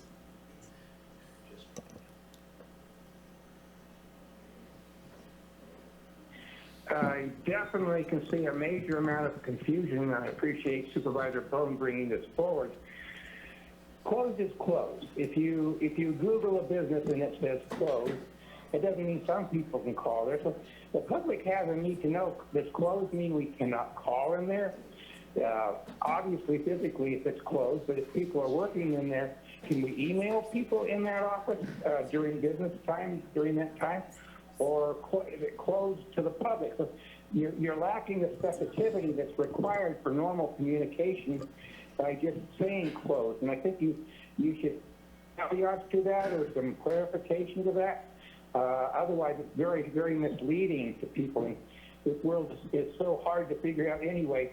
We don't need anything more misleading that's ambiguous and leaves up to interpretation. So please go ahead and make that clear as far as what closed means and who's closed to. And that's all I'm asking is just clarity. Whatever decision you make is fine regarding that. I can understand budgetary reasons that they should be closed, but you need to define it and have people understand. Thank you for the opportunity to speak. Thank you. We have someone from the audience who wants to speak this evening, or this morning, pardon me. I really was not wanting to speak before public comment on non-agenda items, but I agree actually with the vagueness or misinterpretation of signage on doors of public offices that say closed, because I'm a person who likes to go in person, face to face, and if especially like housing, which is way out on Everdeen, really difficult place to get to, and its sign says closed, and you're not expecting that, and you've taken a lot of time to get to that location, I think it really needs to be understood that it's not closed for working inside offices, wherever those offices are, at someone's home or in the actual office. They're still working on a Friday or a Monday in this instance as well. So I just think that clarity needs to be made to the public so that they know that they could call in still on a Friday and get an answer, but they just can't get, that's not true. So I really do think for service provision, it really is important for the people who need those services to understand better what that means. And I understand challenges, especially with budget and things like that, to have some things that's normal 9 to 5, 5 days a week. You know, it's no longer that reality. We need better communication about that. So I agree that there needs to be better clarity and communication for people like me who need to know. Okay. One more. Yeah, point of order, Chair. Howard just let me know that he is not electing to close during the lunch hour, so we will keep that modification the same. Just for clarification, the It's a good board last of, minute time to tell. Got it. the board I'm of sorry. supervisors and the clerk of the board will be closed at lunch. Yeah. Purchasing will be open at 9 a.m. Okay. Howard's office will stay the same, and he appears to have a comment. Yeah, I just wanted to just clarify that we had that discussion potentially of closing the assessor's office during the lunch hour. We chose not to because we do get a lot of folks come in on their lunch hour that work in other areas or outside of the county.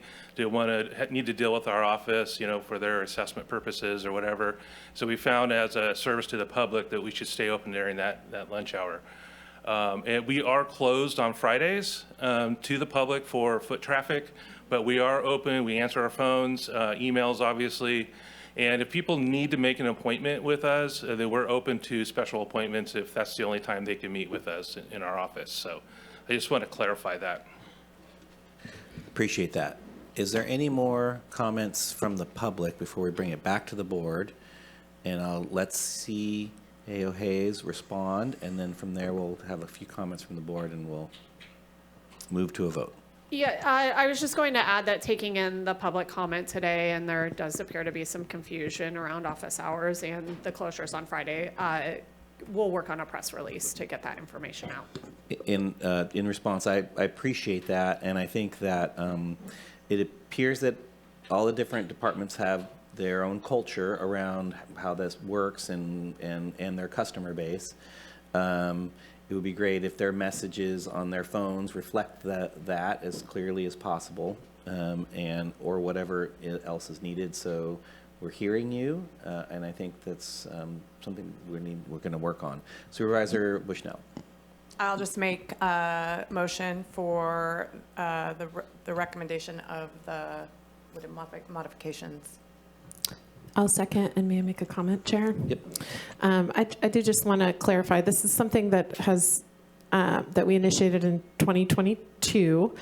As a result, in part of our meetings with Supervisor Bushnell and I were on an ad hoc to meet with all departments to talk about our budget and our very tight budget, and look for opportunities to address the needs that departments had in creative ways. And so one of the things that has happened is we haven't been able to grow the budgets. Everyone's had a status quo budget, essentially, for the last few years. And we had this discussion that some departments would like to be closed to the public on Fridays so that they can get caught up on work because they're not able to grow their staff.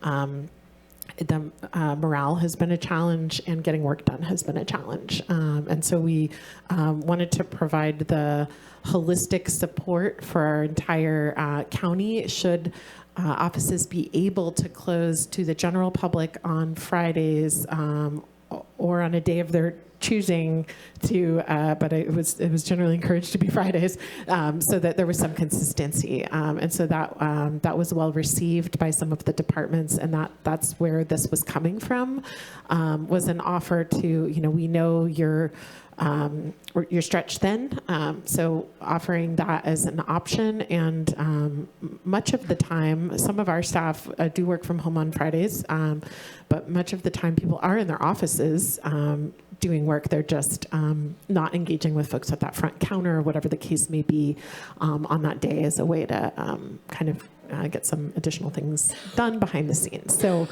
people are still working for the good of the general public on those days. So just want to make that clear. Okay, Supervisor Bone?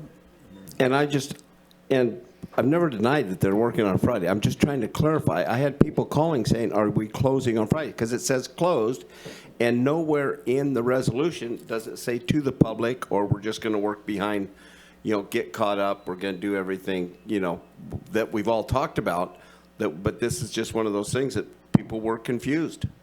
And I just, and I appreciate CAO Hayes clarifying that she can get this fixed so people will know we're not closed. We're still working for the public, just like everybody else 5 days a week. But we are doing it behind doors so we can get back to people quicker than we're getting to them now. So I appreciate the adjustment. Okay.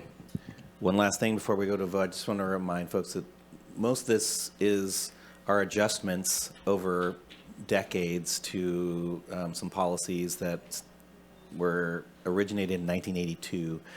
What I've heard from the CAO is they're going to go back and at some point straighten this all out so that it's clearer, and you've heard the discussion here today.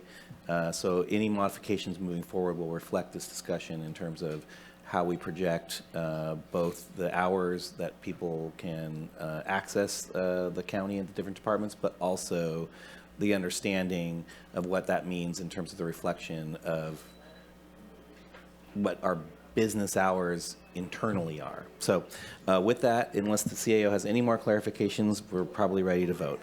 Now we have a motion and a second. Please vote. Motion carries 5-0. Excellent. Okay, so we've moved through items pulled from consent. We only have our time certain, so we're moving into public hearings. Oh, we haven't done public comment on non-agenda. Thank you. Wow. Okay, here we are at 10:40 doing public comment on non-agenda items. This is the time when you can speak on anything that is not on the agenda. If it is on the agenda, please don't talk now. So, yes, Supervisor Bushnell. Point of order. No, I have a public comment on non-agenda items. Oh, okay. Well, can we get to you kind of in the last? Whenever. Okay, that's great. Okay, we're going to move to Zoom first. Do we have any hands up on Zoom? Yes, Chair, thank you. Caller 7718, I will unmute you and you'll have 3 minutes.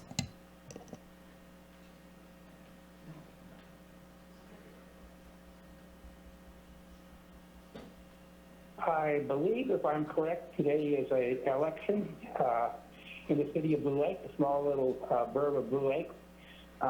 There's been a very contentious recall effort.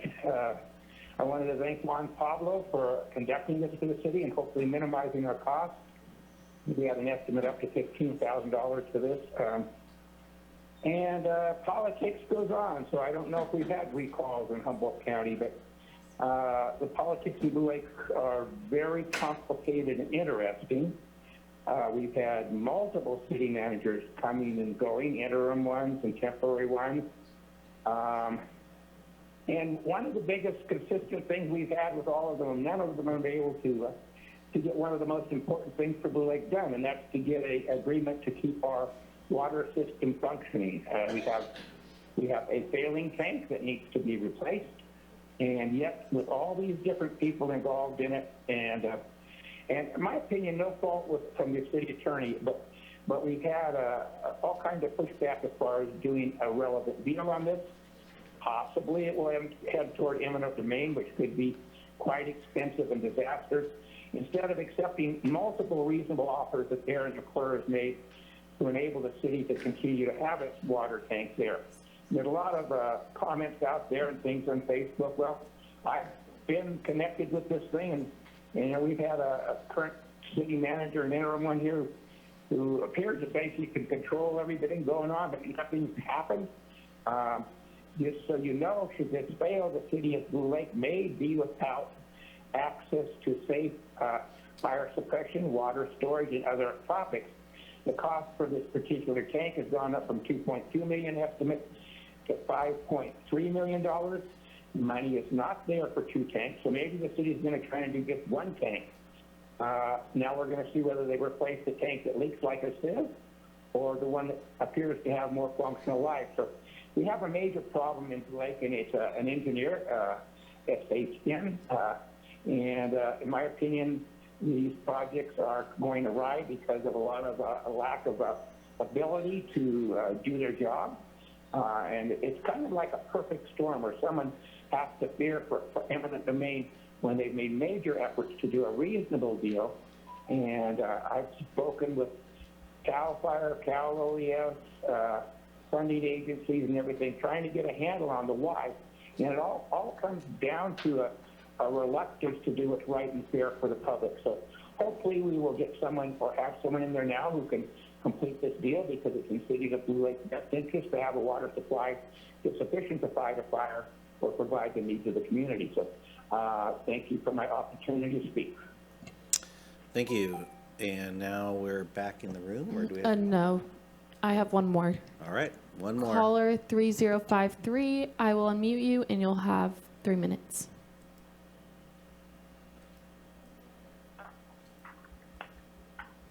Good morning, Thomas Mulder here. I just want to confirm you can hear me in the chambers there. Yes.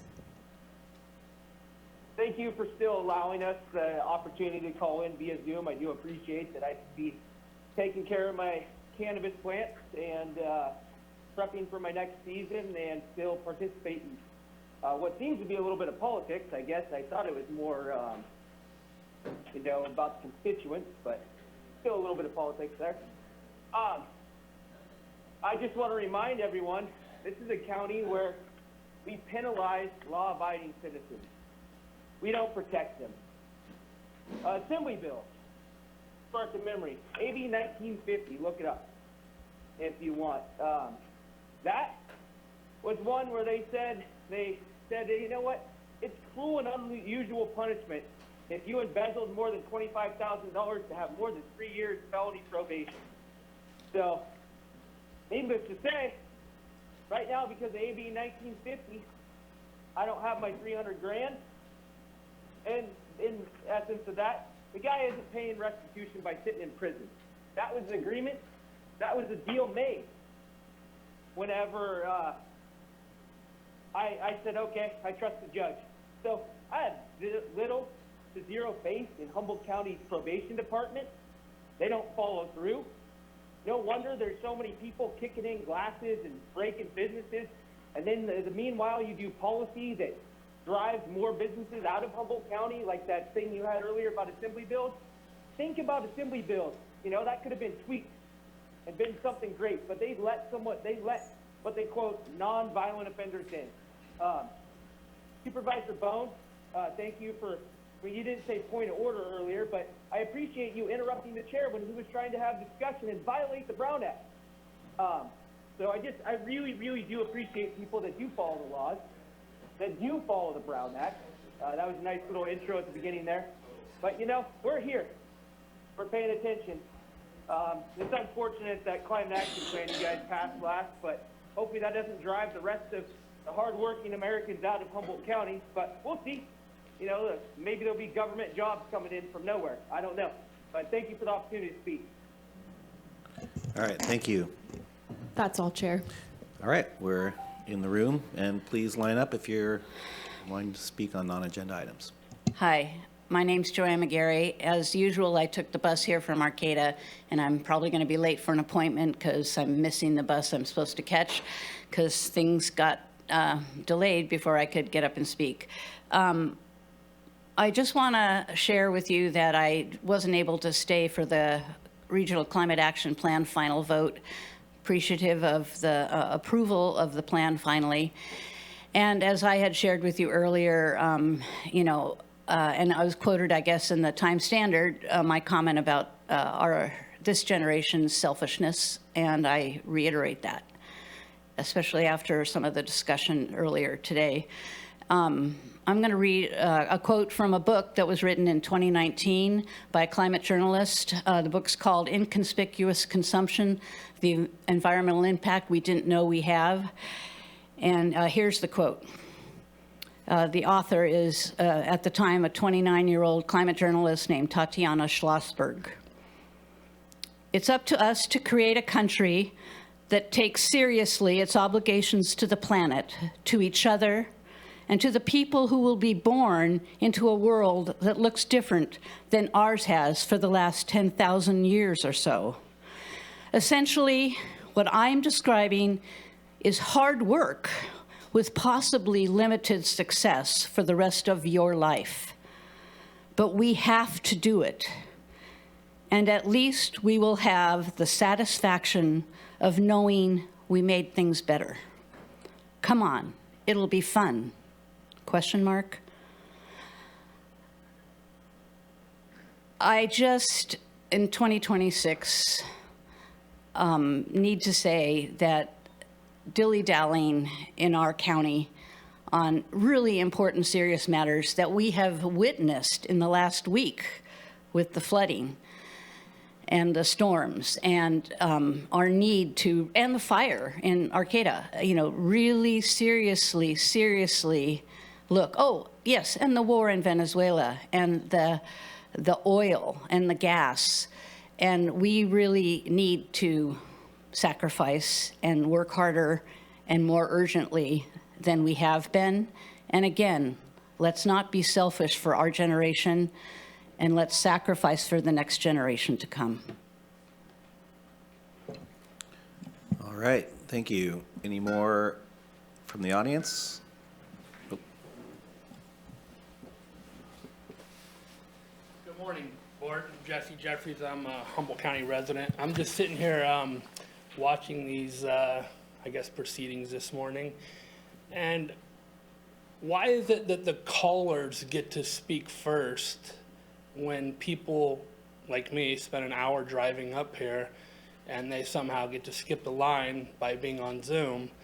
I would just want to make a comment that I thought it would be more fair. While I do respect the people calling in as their public members, that I feel like the people that made the effort to drive all the way up here and sit in the chambers should have the opportunity to be first in line to speak to the board. Thank you. Okay. Supervisor Bushnell has a comment. Thank you. This is non-political, but I do want to recognize that Congressman Doug Malafa passed away this morning after 25 years of public service. And, excuse me? What? Or last night, early this morning. Boy, you're really following this up for me. I want to send prayers to his family and friends and his constituents that have depended on him for 25 years. Public service is not an easy one, and it is often at personal public cost. And I just am really saddened to hear of his sudden passing this morning, and wish his family and friends prayers. Okay, Thank you for that. Moving on from public comment on non-agenda items and moving into departmental reports. I think the first one is to the recommendation to cease courthouse security screening services following reduction in court funding. Is that what you perceive as next? It Yes. looks like certainly the sheriff does, so Yes. let's move on to that one. Thank you, Chair Wilson. In July of last year, the courts approached us indicating that they had an intention to cease funding their portion of the courthouse weapons screening process that takes place at the 5th and 4th Streets entrance. Over the second half of last year, we've been in negotiations and communications with the courts, attempting to come to some mutually agreeable path forward, and have found ourselves at a bit of a stalemate when it comes to the funding and what level of security services would be provided. There is a proposal that has been made to reduce security screening down to just one entrance. However, that doesn't necessarily cut the cost of security screening in half, as we still need to have somebody posted up at the other entrances, managing the folks coming in and out. So the sheriff and I have collectively agreed that our recommendation to your board moving forward, given the court's intent to completely cease funding at the end of this fiscal year, is to cease all entrance security screening services once the sheriff and I can work with the courts to mitigate any operational impacts, particularly around trial court security services. With that, the sheriff is here, and also the courts are in the audience to have a discussion with your board. Okay, great. Thank you very much. I'm going to let the sheriff take a Great. Thank you, Supervisor. take the first run at this. For sure. Thank you, CAO. I appreciate you summarizing this. This is a contract and MOU that's been in place for the past 13 years between the courts and the sheriff's office. Some realignments, so to speak, happened in 2011, 2012. Direct funding from the courts ceased, and then now we just receives certain funding from the courts for trial security, including court security. So the county currently provides essentially 12 deputies to run security for the second floor, for the judges, to also to manage the prisoners that are coming in and out of the jail, to manage security in the courtrooms itself. And so what we found in the last 13 years is that the state has not really increased their funding, and now the general fund also is contributing to trial court security. The Sheriff's Office and the CAO have agreed that it's important that we continue the level of service that the courts initially asked for, and so we're dipping into the general fund now to pay for certain costs that the state should be reimbursing us for. And now we get to the courthouse security, which is also an agreement that we've had for the past 13 years. The original agreement in place by the courts was for them to fund 83% of the entrance costs. Now, because we have Board of Supervisors, because we have Planning Commission meetings, those kind of things, the county did agree to also pay for roughly 17% of that court security costs. Also part of the agreement was for the courts to fully pay for all the equipment, screening equipment, the metal detectors, as well as the baggage screening, will all be paid for by the courts. And that's been in place, again, for the last 13 years. We were notified, like the CAO said, in July, after the contract renewed July 1st, that they no longer wanted to seek funding that. And they believe that under the law, they don't have, it's not their, I guess, obligation to pay for that. And of course, we have this MOU that's in place that says otherwise. And so we're at this point now where the courts will have reduced costs as of January 1st. They only want to pay about $7,000 a month, which is roughly half of what it takes for them to their obligation for court security. I currently do not have the budget to continue court security at the current staffing levels.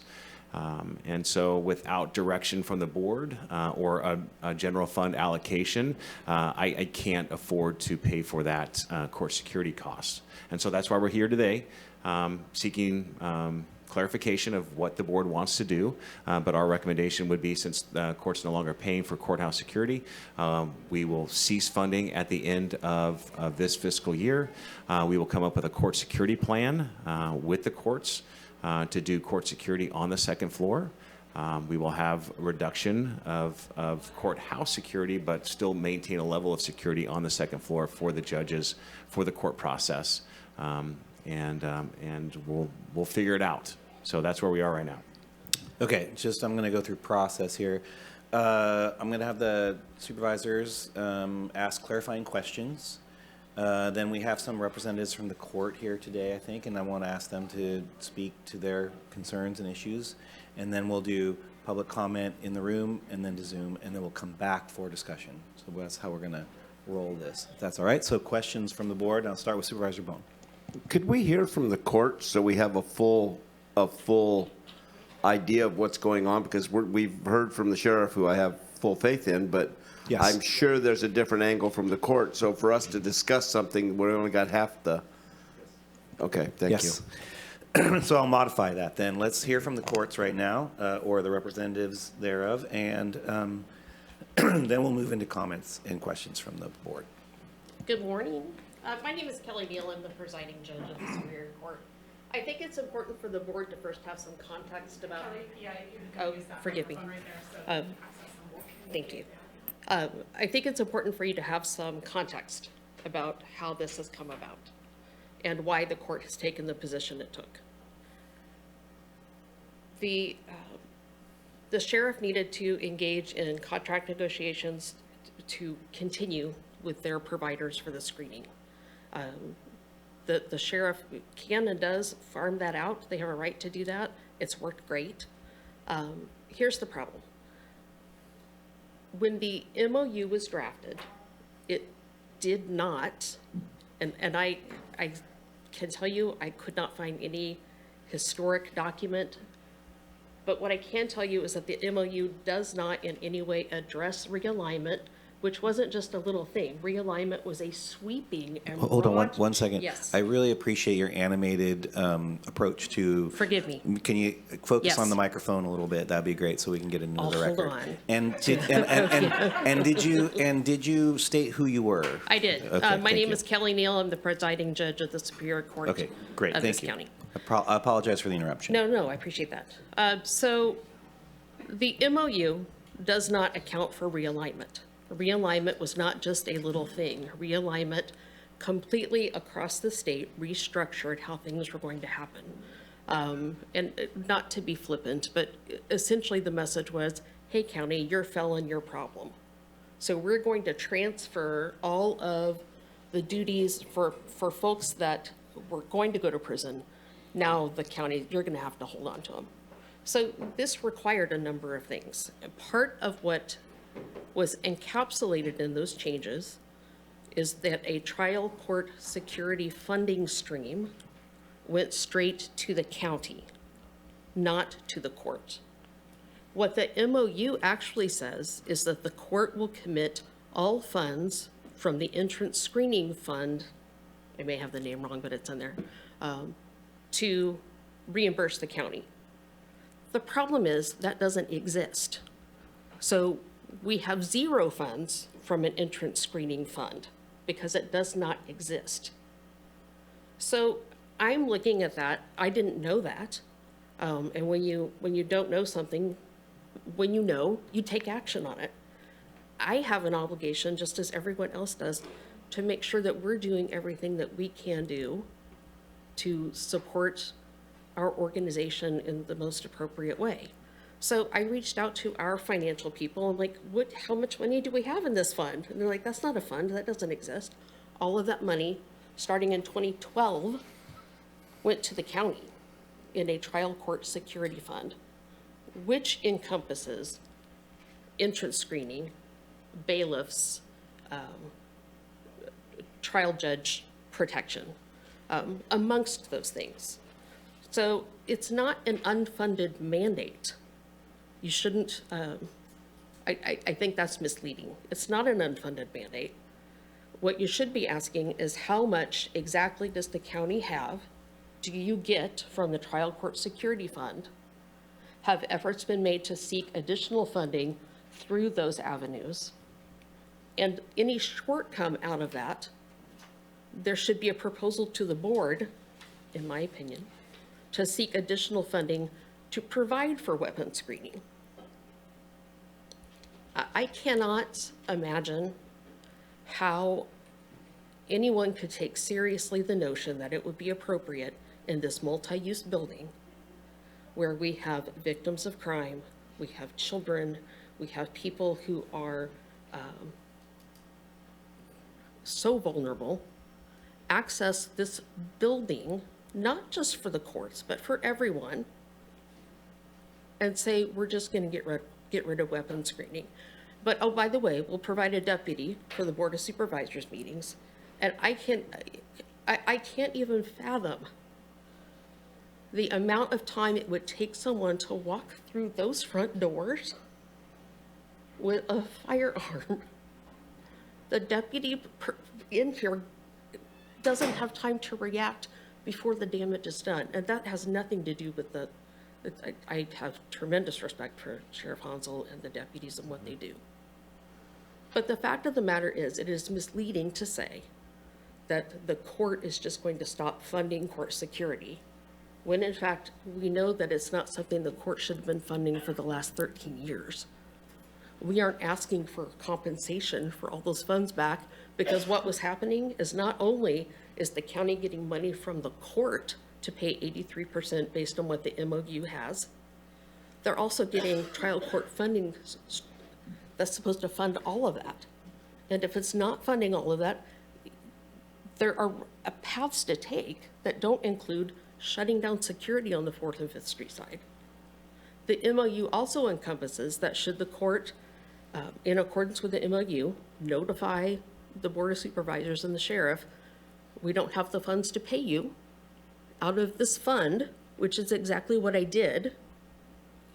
And then I learned, because this fund doesn't exist anymore, we get zero funds, I can give you 83% of zero.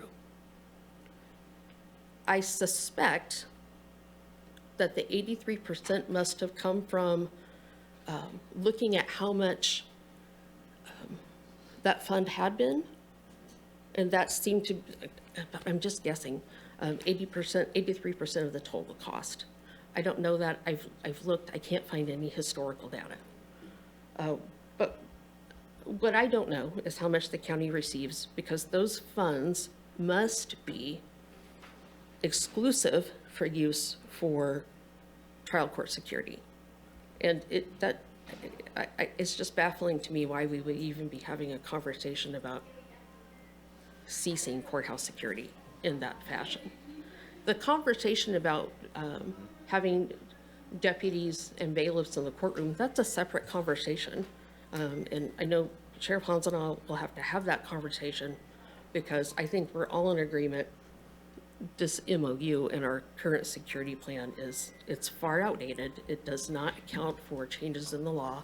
And in fact, the MOU itself references a specific, I'm sorry, my mouth's all dry, references a specific code section that was repealed in 2003. So we know it does not account for the law as it was. So I don't quibble with the sheriff coming to the board to say, this is untenable. I agree it's untenable. We're all on the same page there. I don't think the solution, however, asking the board to vote today to get rid of entrance screening is the solution. I think the solution is to look at that specific funding source, see how it is being used, and see how we can work together. And I'm not I'm not opposed to the court contributing, quite honestly. Not at 83%. That's absurd. We can't do it. We were looking at having to furlough our employees. So I don't want you to be misunderstanding the court's position. I think that's all I'll say at this point. Okay.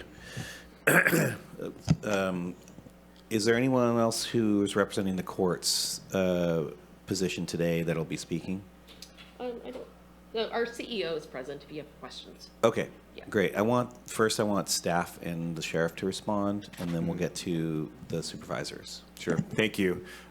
This is no way, I respect Presiding Judge Neal and, you know, their position. I understand it completely. I would not want to contribute something that I wasn't being reimbursed for. But I think what's important to note is that this courthouse has been standing here with courts for 70 years. And we only, for the last, 20 plus years, have had courthouse security, screening. And so screening hasn't always been here. And these are unarmed security officers that we are paying to do this. I wasn't here in 2012. This is actually post-realignment. The reason why we are here is because of realignment. And so realignment of funds. So this is totally taking realignment into consideration. And so at that time, I think the court recognizes that there is going to be a need for screening services, and that's why they agreed to compensate and be the lead on screening for the courthouse, because we do not get reimbursed at the current rate from the state for just managing our bailiffs in our courthouse. And we cannot, under the funds that we currently receive, take on the additional $300,000 it takes to run the security screening for the courthouse. And so that's, again, why we are here. And then it's important to note that on the MOU, it talks about level of service. The sheriff agrees to provide service under this agreement at the level that is reimbursed by the state of California. The sheriff reserves the right to reduce the level of service to the level supported by the state court security budget. The caveat to this whole thing, and this is something that all 58 counties are dealing with right now, is the courts, the state of California, has no obligation, zero, to renegotiate any of these contracts. Zero. The only time that they actually will renegotiate is when they expand the courts. When they expand the courts, then there's a legal obligation that they have to renegotiate and they have to, get more funding. This is something, if you want to tap into CSAC or, RCRC, this is something that is dealt with all around the state. And this is no fault to our bench and our current staff. This is something that Sacramento deals with.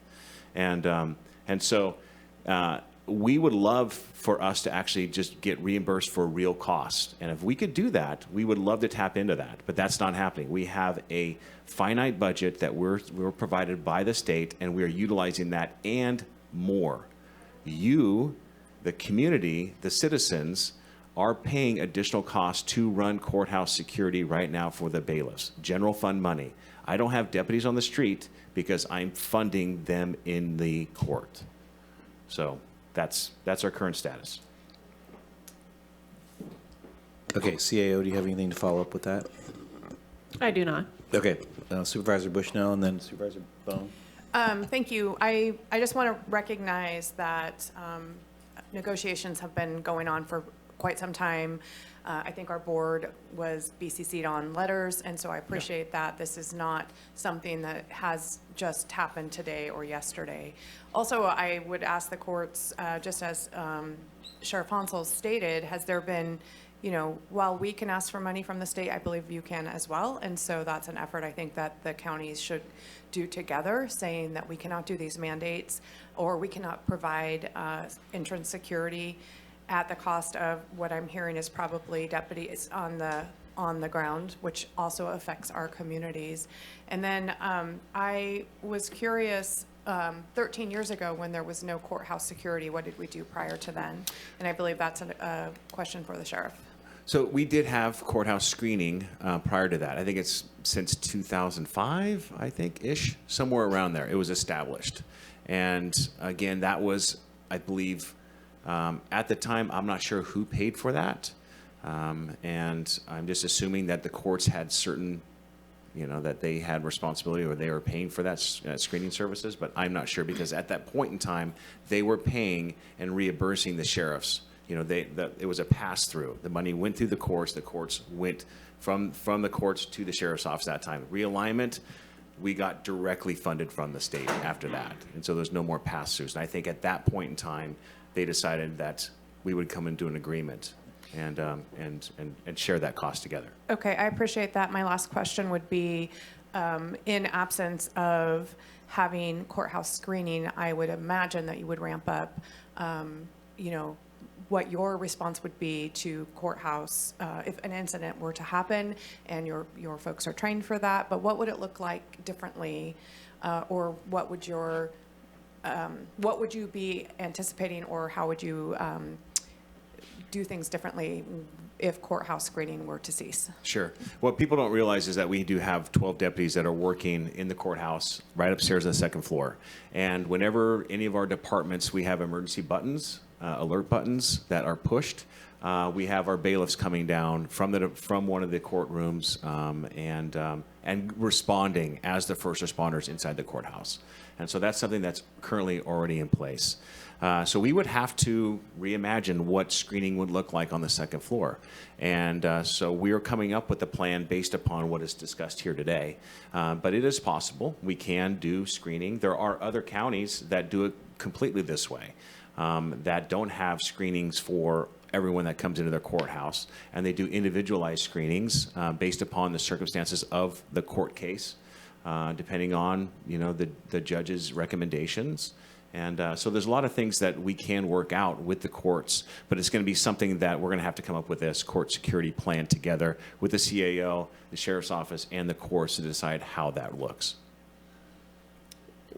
May I address Supervisor Bushnell's question? Yes, through the chair. You asked why we can't just go do that. I can tell you why. The government code says the court shall not reimburse the sheriff. Get back to the Forgive me. microphone. There you go. The government code says the court shall not reimburse the sheriff for costs of court security. I appreciate that. However, I think that our organization can lobby together and can get letters from you, and that was what I was suggesting. I completely agree with that. I completely agree with that. Thank you. And we're happy to do that. Yeah.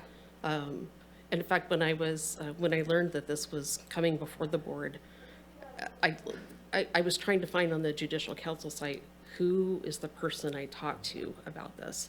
And that's quite frankly still a mystery to me because I haven't had time to understand that. But and this is where I have some trouble understanding if the code says the court shall not reimburse the sheriff, which that doesn't mean we can't come into some agreements. And I'm open to doing that, but not at 83% of the cost of screening. And what triggered all this is because the cost that the sheriff is going to have to incur, or somebody's going to have to incur, to keep the levels that we have is, we were dumbfounded or just gobsmacked by the increased amount that we simply can't afford. We can't absorb it. I know that they can't absorb it either. So that's how we got here. But to answer your questions, because there's a specific government code that says that. And I am happy to lobby. I am happy to write whatever letters you think will be helpful. I'm more than willing to do any of that. Okay. I'm Thank going to bring you. this back to the board, if that's all right. If I could just make a small response back to her, would that be okay? Yes. Thank you. I appreciate that. And I know I can feel your passion, and in today's world, things are so different, and it can be scary at times. And so I understand not having that security of someone's gone through a screening down here and you feeling safer sitting in your seat. And I think that goes for us as well. It goes for most people in public service or some kind of form of what we do that it can be scary at times. We've had it happen in here. We also have a panic button here, and you know, it's difficult. So I can feel your passion, and I definitely can feel your anxiety around this issue as well. Okay. I'm going to bring it to Supervisor Bone and then Supervisor Royal. Kelly, I thank you for reaching out yesterday. I wasn't available, but you talked earlier about a fund, and then there was no fund. Was there ever a fund? I can only assume so. Because we don't know if there was a fund, and I just, okay, and that's fine. I was just wondering if there was ever a fund. I believe I believe, yes, there was a fund. I believe it predates realignment. But again, I can only speculate based on the language of the contract. Realignment, and so people understand, realignment was because we had a court ruling against the state that we had overcrowding in the prisons, and they thought we could handle it a lot better, like SB 50, 117, 109, all these things that said, okay, we could put it on the county because they'll handle it better. And then what they did is they funded it at about 50% and figured we could do it better for half the money, and that's how they got out of their budget woes. And like earlier I said, the bucket's running dry. This is a prime example of the bucket running dry. Now, I know some counties, and I have not been into some of them, but some counties, you walk right into their county offices and you walk right in and then say, okay, where can I go and everything else, no screening, because they have a separate courthouse. Yes. 100% of all screening is done for the courthouse, not for the, you know. And I agree with somebody that mentioned about, or I guess you mentioned, why would we have an officer here, even though I like Comer back there and stuff like that. But I mean, why would we have an officer in here, but not in the assessors, not in HR, not in everywhere else? I don't know. We've had some incidents here. We've always had a pretty good idea if we're going to have an incident to push the button or make a call. We've done that a lot over the last 14 years. I have. And we've also, because there are some sketchy people, we're always going to have that ability to call the sheriff. So if we went to a second floor screening, and then it would be on the courts, you would get what you wanted because you would control it, not 83%, not 80%, all of it. We wouldn't control any of it. It's still the sheriff. You would pay for it, though, because it would be all benefiting you. No, we would not. Okay. So then that's a decision. That's what I'm No, I telling you. agree. That's a decision you'll make. It's not, But I hold on, understand. Supervisor Bone, it's not a decision I would make.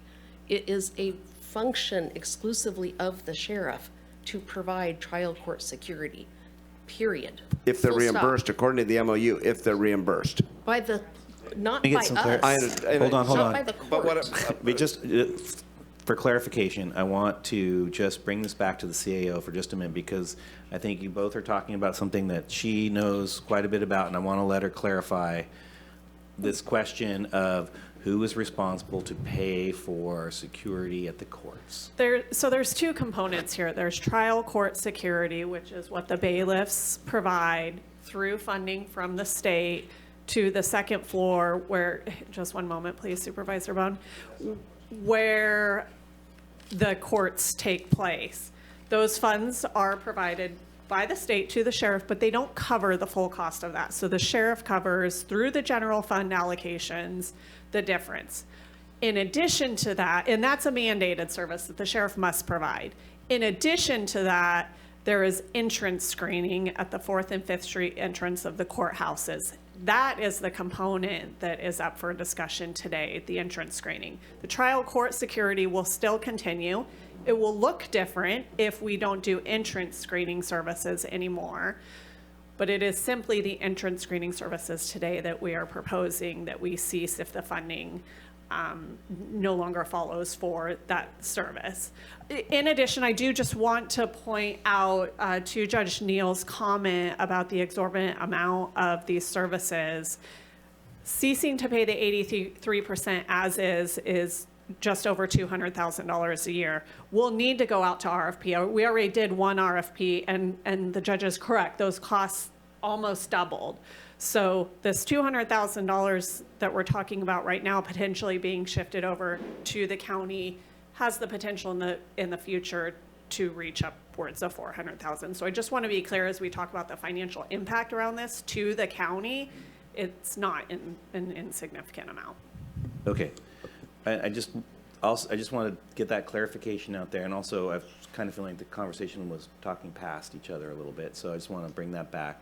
And Sheriff Hansel has something he wants to add. I just want to clarify too, the government code does say that the courts shall not reimburse the sheriff, but also it further says that the courts can enter into an MOU. And it is government code section 69920. And that's the section that we use to create the MOU. There are courts throughout the state that also have entered into such MOUs. There's courts that actually pay for private security for certain courtrooms to enhance their courts. And so, this is not uncommon. Not every county is the same. And there's certain counties that pay for direct costs for court screening, but they've had bigger budgets too, initially by the state. But we cannot afford that, and we cannot absorb that cost. And again, that's why we're here. I have Regina, my CFO, here. She's able to talk about real costs and what happens. And just to echo off what Judge Neal said, we did go out to an RFP, and because of increased costs, minimum wages and those kind of things, that has increased. And that was the sticker shock that basically got the courts, to make this action here, because they could not afford the increase to the 83%. So again, that's why we're here. If you have any questions regarding the costs, I have Regina here. She can answer those questions. I'm going to see if anyone else, I want to give some other people a turn here. So Supervisor Royal, do you have any clarifying questions or about this? Well, I appreciate the clarification about the court security role in bailiffs and how that might look different, and that's not what we're talking about here. But I see in the staff report there's a long list of back and forth kind of possibilities that were floated, but none of that makes it clear to me what the trial court security would look like if entrance screening ceased. Could you say just a little bit more about that for our edification? I realize, again, that's not, we're trying to kind of bifurcate those, but they're not, they would have to look different. So that'd be helpful to understand. So screening would occur on the second floor. Essentially, our bailiffs would have to take on more responsibility to screen. And it's something that, we would have to reimagine, so to speak, because we don't have something in place right now. But it could be, it could look like, a modification of the structure. It could look like screening equipment on the second floor. It could be modified to just certain courtrooms based upon the need. It's something that we're going to have to work out between the sheriff's office, the CAO, and the courts. But there's no hard and fast answer. We do not have to screen everyone through a metal detector that goes into court. That's not laid out in the law. Thank you. That's helpful. Yes. Yeah, it does seem like there's some just not seeing the same facts in the same light going on here, which, it happens. The fact is, it's like we are in charge of courthouse security. And so there is, again, there's no mandate of what that actually looks like. The level of comfort, we would all love to see everyone screened coming in the courthouse, but not every county building has that luxury. And so we have to deal with what we can actually provide. And the courts, again, want the county to take this on solely as our burden to do so. But actually, the only reason why we would even consider it is because of the second floor courts. I see. Thank you. Yeah. Okay. I have a couple clarifying questions, and we'll kind of do another round. One has to do, and comments. One is I do think that if we're going to, that there is a need to team up in terms of asking the state, and specifically through McGuire and Rogers' office, for long-term funding to do security in this building. Related to that, it's not every county that has these administrative functions in the courthouse that we have in like this. In many places, they have worked hard to separate those things, so that doesn't. And we have had a dream of doing that as well. There, that the courts could assume more a bigger role in this space as well in the future if we were to actually create a separate administrative campus in order to get out of this very old building, which has its problems, its challenges, in its age and function. That being said, so if we had been able to separate our general county functions outside this building into a separate building, and this was the courts by themselves, what is the statutorily mandated service that you would have to provide specifically for the courts, without assuming that the county was completely separate from this in a geographic space? We would have to provide security for the courtrooms themselves and the judges. That's what is mandated under the law. Again, what that looks like oftentimes is a bailiff in the courtroom to provide that direct security for that.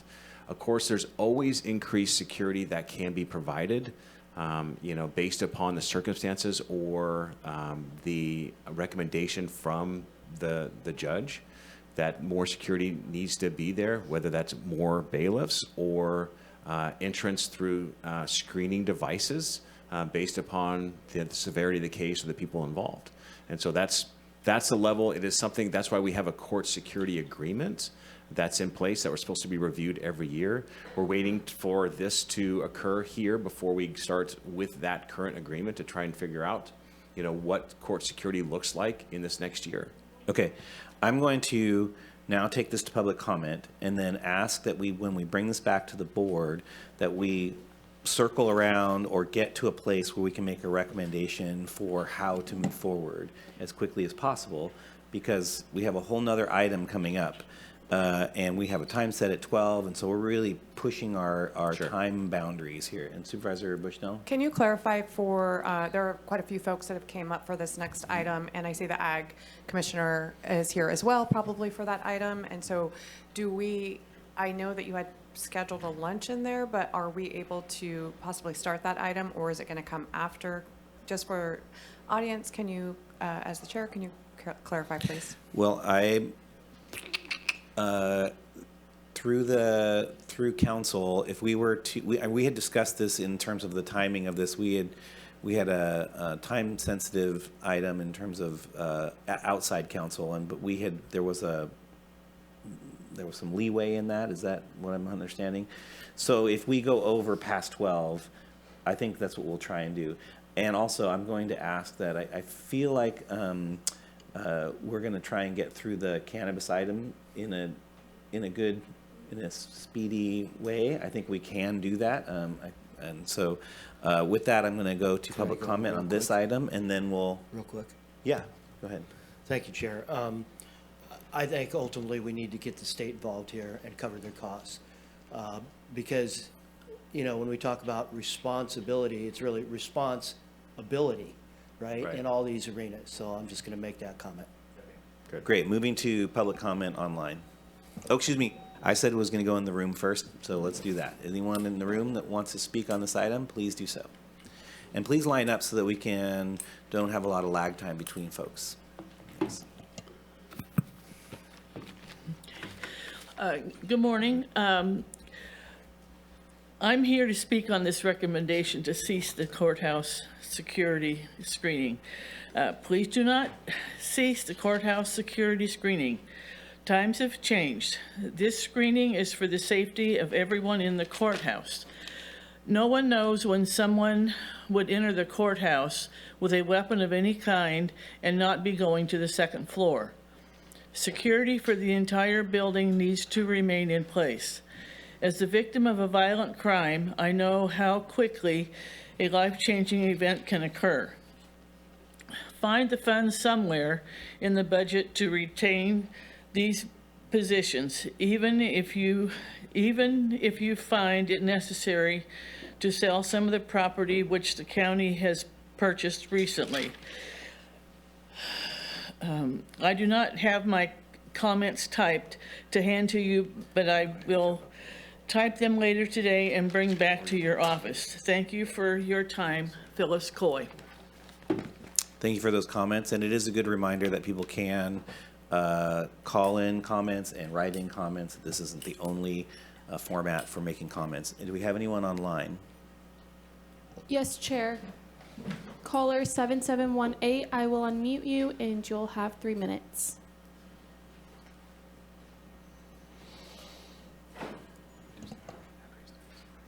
So I spend a lot of time watching the people go through the screening way before meetings when I'm there. Not today, obviously. It never made any sense to me that we didn't bifurcate the courthouse properly, so we were only screening the people that were only up to the second floor. And so I kind of sat there and I thought, well, struck my chin and said, well, how could we do that?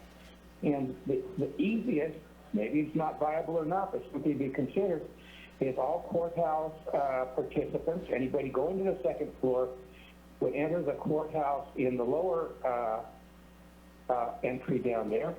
Wouldn't go through screening at that time necessarily. But then there's just take one elevator specifically dedicated to go strictly to the second floor other than emergencies. They're entering right down in front of the sheriff's office, which is a good thing. They have cameras out there and things for what's going on. They would go upstairs in that single use elevator, which of course in emergencies would be used for all things. And the screening would happen up at the top stairs. I think there's so many other places. If you don't have the courthouse, you don't need the screening. And I know we do get once in a while some crazy person coming in to the supervisor chamber. Some people say it's me. But on the other hand, the ones we usually have are spillovers of people coming in that are headed up in that direction or have other functional problems. So I strongly support you going with the deputy in the chamber or something during your meetings and rerouting the security up to the top. Whatever the state provides or is mandated that we have to provide at that level, it'll obviously be required to be provided. And I strongly support you lobbying to go to the state to get everybody to do is pay as they play for that security for the court system. That's the way I look at that one, and I appreciate the opportunity to speak today. Thank you. We're going to bring it back to the board. I'm listening. I have one more. Oh, we do have one more. All right. Sorry about that. No worries. Thank you, Chair. Caller 3053, I will unmute you and you'll have 3 minutes.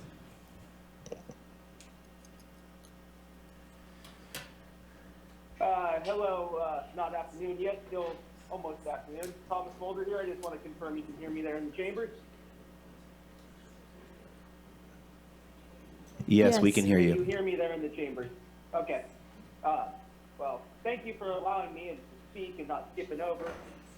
First off, I would say, there's many decisions made at that dais, not just Board of Supervisors, but also Planning Commission and other meetings. So if you were thinking about having security for yourself as the board, sure should pass that gratitude on to any other people that sit there and make decisions that really honestly affect people's livelihood. I think it'd be quite interesting if we didn't have security there. Wow. What would that do if there was board meetings and planning commission meetings with no security? And if that open carry comes through, would you be allowed to carry a weapon? I don't know. Just interesting food for thought. What sparked my mind is protection of victims. Being a victim of a crime, different things out there. Where is that protection passing through the hallway, throughout the building? I don't know. It'd be quite interesting what would happen. I mean, in Humboldt County, we let criminals out. People continue to break the laws. I think it'd be pretty scary. So, if deputies have an officer-involved shooting, maybe we don't spend so much taxpayer dollars confirming that, hey, that was justified. More of that, I don't know. So just think about that. Think about if you're going to provide protection for yourself, you better give it to everyone else. And if you're just going to do the court, just do the court. Thank you for the opportunity to speak. Thank you. All right. I think, is that it?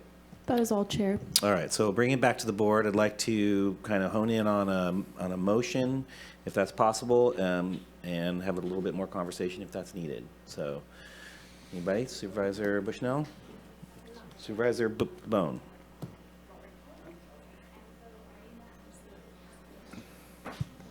I think, Regina, did you have something else you wanted to say? I did, thank you. Could I, through the courtesy of the chair, have the CFO, because we're talking about our money here. All right. Yes, I think this is important information for you to have. So the second floor trial court security that the sheriff mentioned with the 12 deputies that are securing that floor, and that trial court security revenue through realignment that comes directly to us. That alone, so we receive approximately $1.4 million from the state. And our payroll for those 12 deputies to secure that second floor on average is $1.8 million. So our general fund is already kicking in $400,000 approximately per year just to maintain the security on the second floor. In addition to that, we are, through the way that the code is written from a realignment, we are not able to pass through any of our cost plan charges, our ISF charges, so that's another $100,000. So we are already $500,000 coming out of our general fund to be able to fund this. Due to the budget woes this year and last year, the CAO's office did find approximately $400,000 to help us with that. But that goes away next year, so we're already going to be asking you for $500,000 next year to help cover just the bare minimum that's required on that second floor. So the security screening is over and above that. So just want to make sure you're aware of that information. And also, we're talking about equipment. So then if you decide to take on the court screening costs, it's also, you're agreeing to take on the equipment for that screening, the baggage on both sides as well as the metal detectors. And that has to be replaced every couple of years. And follow up?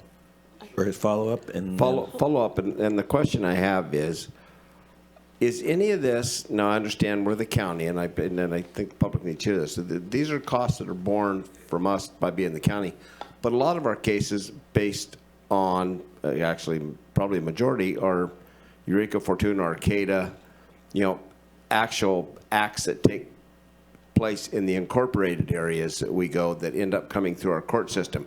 Now, I know we get some money, or do we still get some money from booking fees?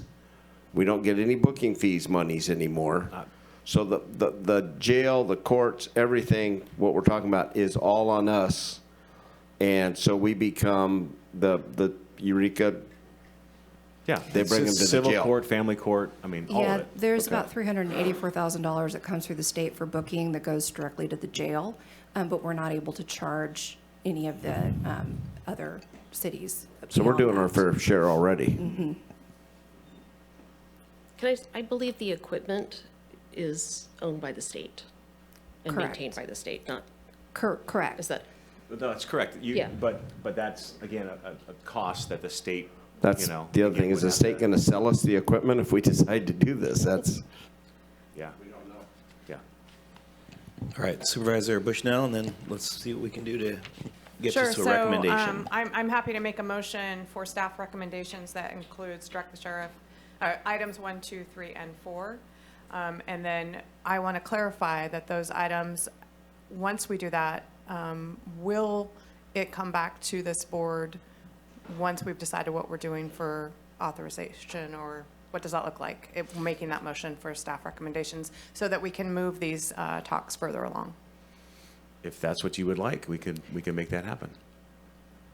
So I think I would make a recommendation for staff recommendations, and then to report back to this board what the new security plan looks like and will happen in the future, before, obviously probably around October. I think this would cease to happen in the end of the year, so I think that would give you enough time to get it together.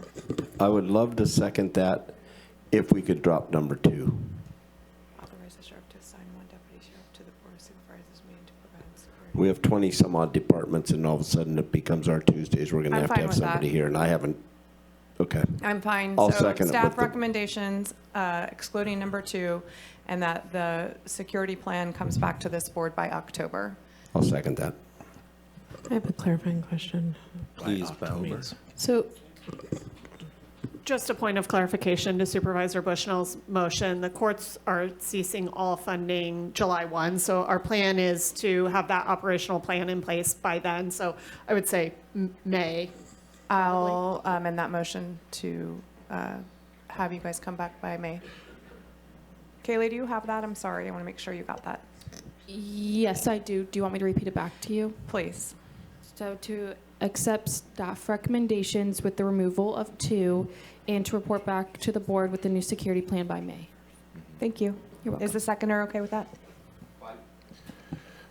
Okay, we have a motion and a second. I'm going to ask for a potential modification, which is to direct staff to work with, our county staff to work, the CAO's office to work with the sheriff, to also work with the courts to come up with some advocacy at the state level for funding for these services, both at McGuire's and Rogers' office. Does that seem reasonable? So I'm fine with that, and that's what I had alluded to earlier, Yeah. that we need to engage the state to. Yeah, I kinda just do wanted that. to give Yep. specific and direction so that. So Kaylee, that would be to have someone, CAO, sheriffs, courts, do advocacy around more funding to try to accomplish this. And through the chair, this is, CSAC I know is already working on this. RCRC is working on this because this, as we're seeing right now, this affects the rural counties a little bit more because how many deputies do we have, Sheriff Hansel? Total? Yeah. 100. So we're looking at 12% are to the courts. That's a pretty big number when we're 4,700 square miles. So this is something that RCRC is looking at for the rural areas, and CSAC is looking for everybody overall. I appreciate that. I do have a question about the, I see the emergency button, it's right here in front of me, and I have not yet had to press that button, and I don't know what the response time is necessarily. But if we are going to be moving in that direction, then I'm going to ask that we do some training and some updating in terms of how we will respond if there is an incident of some kind. And so we'll put that into the future. It doesn't need to be in this motion, but I want to put out the intent that we're going to have to modernize how we interact in those situations here. So with that, we have a motion and a second. Is everybody ready to vote? I'm sorry, a clarification here. Yes. So if we're going to continue, with this, are we going to get a supplemental budget as well? Because if the court's only paying $7,000 or agreeing to in the next couple months, then it's going to dip into our fund to continue at the current level until we come up with a plan. Which is another additional $7,000 a month the sheriff's office has to take on. So if I could clarify as the motion maker, are you asking to cease courthouse immediately? Yes, I am, unless we get fully reimbursed, unless we have some other funding source, because I do not have the funds. Okay. And again, when I say seven, it's going to be more like 8,000, 9,000 because we have to negotiate a new contract, and we can make that out 30 days, 40 days, 45 days, something like that to do a transition. But I just need a timeline to know. So as the motion maker, I'm going to ask CAO what that looks like and if an item would need to come back to supplement, like to say if we were going to keep that open for 2 months to make that transition. Yes, and Jessica and I were completely prepared for a supplemental budget request to come from this, but we need to sort of iron out the logistics around what it's going to look like, when the termination date is going to be, what levels of service will be provided in the interim, to fully flesh that out. So I don't think it's necessarily needed in the motion. We anticipate returning with a budget adjustment at a future date. So I'm not going to update my motion then, and then we'll be coming back. Great. And one more question or comment from Supervisor Royal? Yeah, it just, I haven't said a lot in this item, but I wanted to thank Judge Neal for reaching out. I did have a chance to talk with her when I was laid over in an airport yesterday. So thank you for that time and clarification. And, I appreciate everyone working on this. I know that it seems like there's some challenging things about this, no doubt. I did want to ask in this interim period, it sounds like there's still some details to work out. In the staff report, there are a number of other options to modify or wind down from what we currently have that include things like closing the 5th Street public entrance, having court employees go through the clerk's office. I appreciate the idea of emphasizing and encouraging use of remote appearances. And I know, I've had concerns just about the cost of bailiffs overall, and that's certainly not going to, that cost doesn't seem like it's going to decrease. So I don't know if there are opportunities to I'm sure you all already do try to increase remote appearances, but if there's any way that that we can up that and decrease those costs. And then you know, I appreciate the spirit of not always having a deputy in the chambers, but I'd like to, you know, keep it optional with the in conjunction with the CAO, the chair, and the sheriff to kind of decide based on what's going on, if we might need that from time to time. So I want the general public to know that could happen when you come in. There could be a deputy here providing, you know, additional security on site. So I realize there's some pros and cons with that for folks, but yeah, I just want to, you know, thank those involved and also say, you know, having been in Eureka City Hall for some very spicy meetings, I really appreciated sometimes having an EPD officer. There's always someone in the room, and it sometimes did improve the tenor of the conversation. I saw people make threatening gestures and then kind of glance over and wind it back. So there were some benefits to that, but I, you know, appreciate what we've come up with here, even though it's not a perfect solution. Thank you, everyone.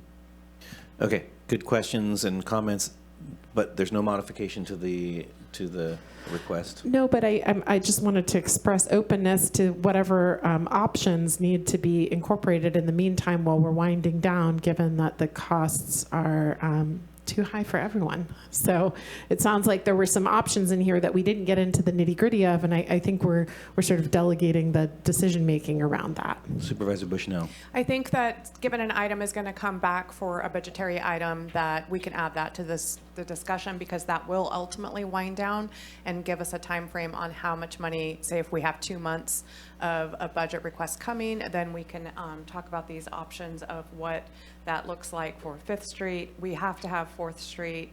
It's the ADA compliant entrance. So I think that those items can come in more discussion. I imagine that budgetary item will come soon. We don't want to dip into the sheriff's budget. We don't want the courts to feel like in limbo also. And thanks to Judge Neal for your advocacy. This is a changing time for everyone. Great, and Supervisor Arroyo and I, as chair and vice chair, will look more deeply into the evolution of security in this space for these meetings and other meetings as well. With that, did you have one more thing? Yes, Supervisor. Yeah, and I think the sheriff and the protect and serve and everything else, I've been involved over the years with some very contentious meetings, and we've always had an officer when it's deemed necessary, and it's actually been called upon saying, hey, you may want to be here today, we have an issue, and they're here. So I think we have to understand that we don't have to have I think we had 6 deputies at the Terrigen meetings. I mean, you know, for 2 days. I mean, it was very well represented, and then we've had issues where we've had contentious here, timber stuff, general plan stuff over the years, and we've had a deputy in place. So I think the idea of having a deputy, I think he has a wonderful grasp for the obvious. And I think he reads an agenda and knows where there's going to be a problem, and they're available. And if you've never had to push the button, and I'd say 3 out of the 4 times the button has been pushed has been a mistake, because you're trying to call everybody back in. But we get a lot of response, and it's quick response. And I don't think when we've had problems with people lighting a cigar inside the chambers, we've had deputies here. So I think the obvious, I don't know if we need that written into it, but if you feel it's a responsible thing to do, but I do have pretty good faith in nothing to public be service. written in. I just emoted an intent.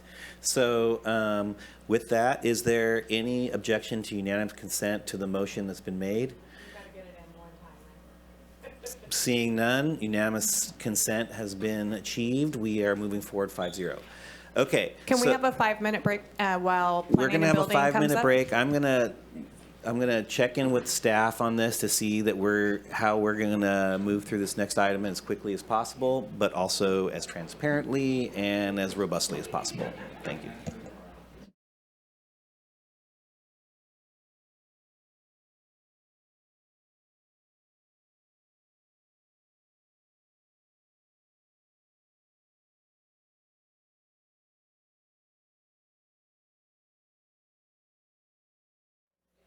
We have our board members.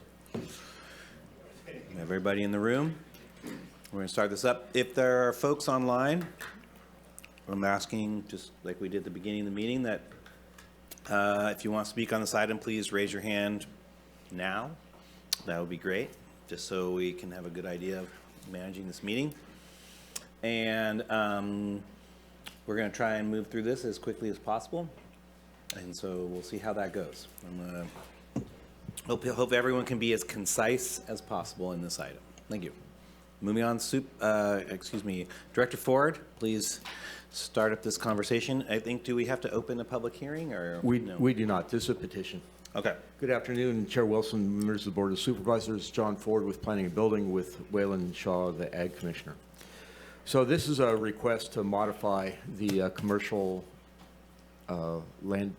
cannabis land use ordinance, and I do have a presentation, I think. And so there's basically three requests to modify the ordinance. One is to allow hemp cultivation within cannabis permits. The second is to allow indoor cultivation in buildings that were constructed after 2016. And the third is to allow monofilament netting.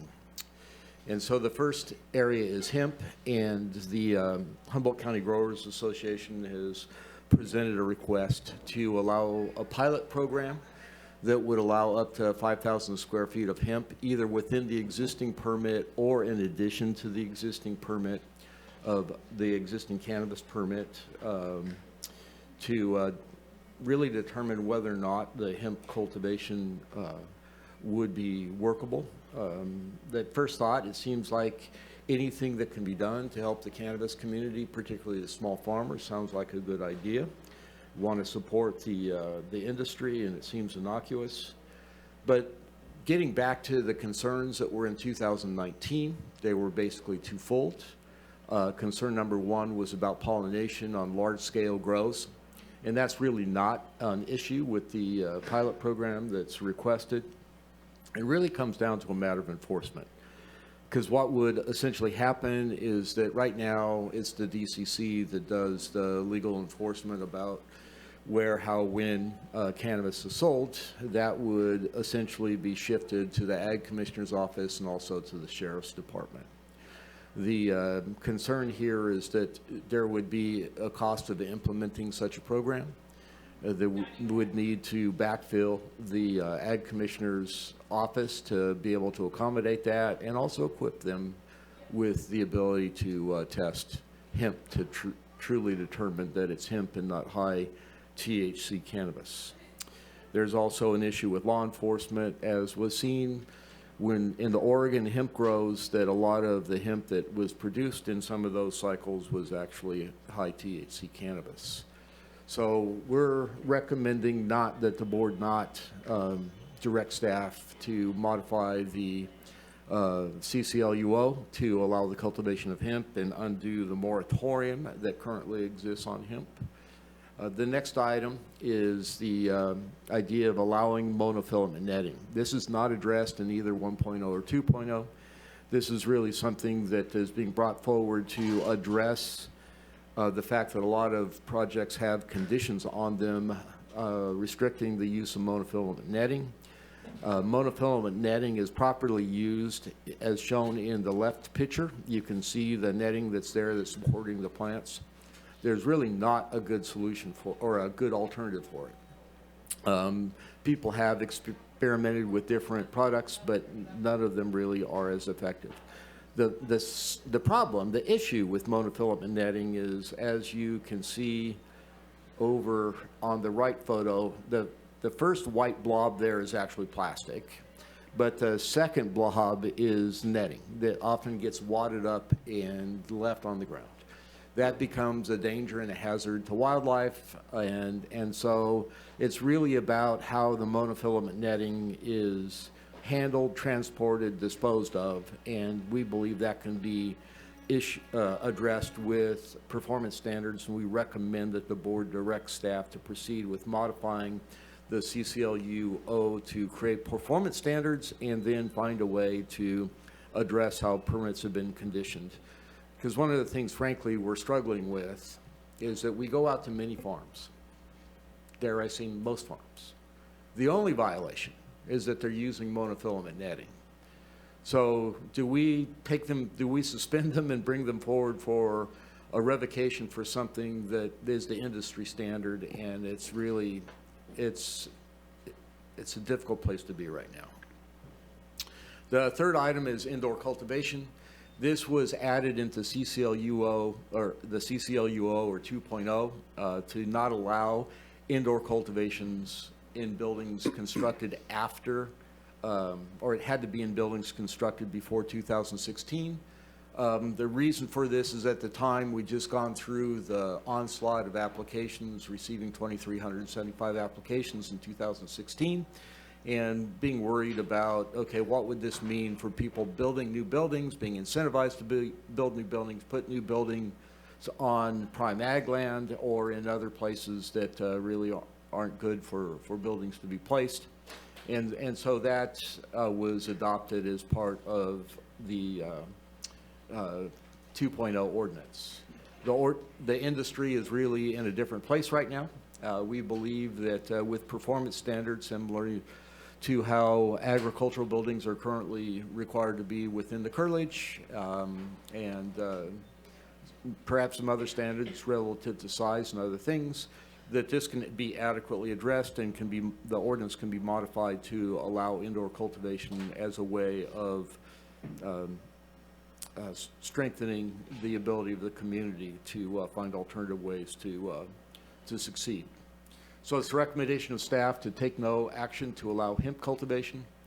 And then the Board of Supervisors direct staff to allow the use of, or modify the ordinance to allow new permitted buildings for indoor cannabis and allow the use of monofilament netting.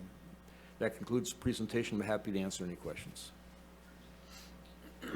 Great. We're going to start with quick questions from the board. If they have any clarifying questions for staff, this is the time to do it. Supervisor Bushnell.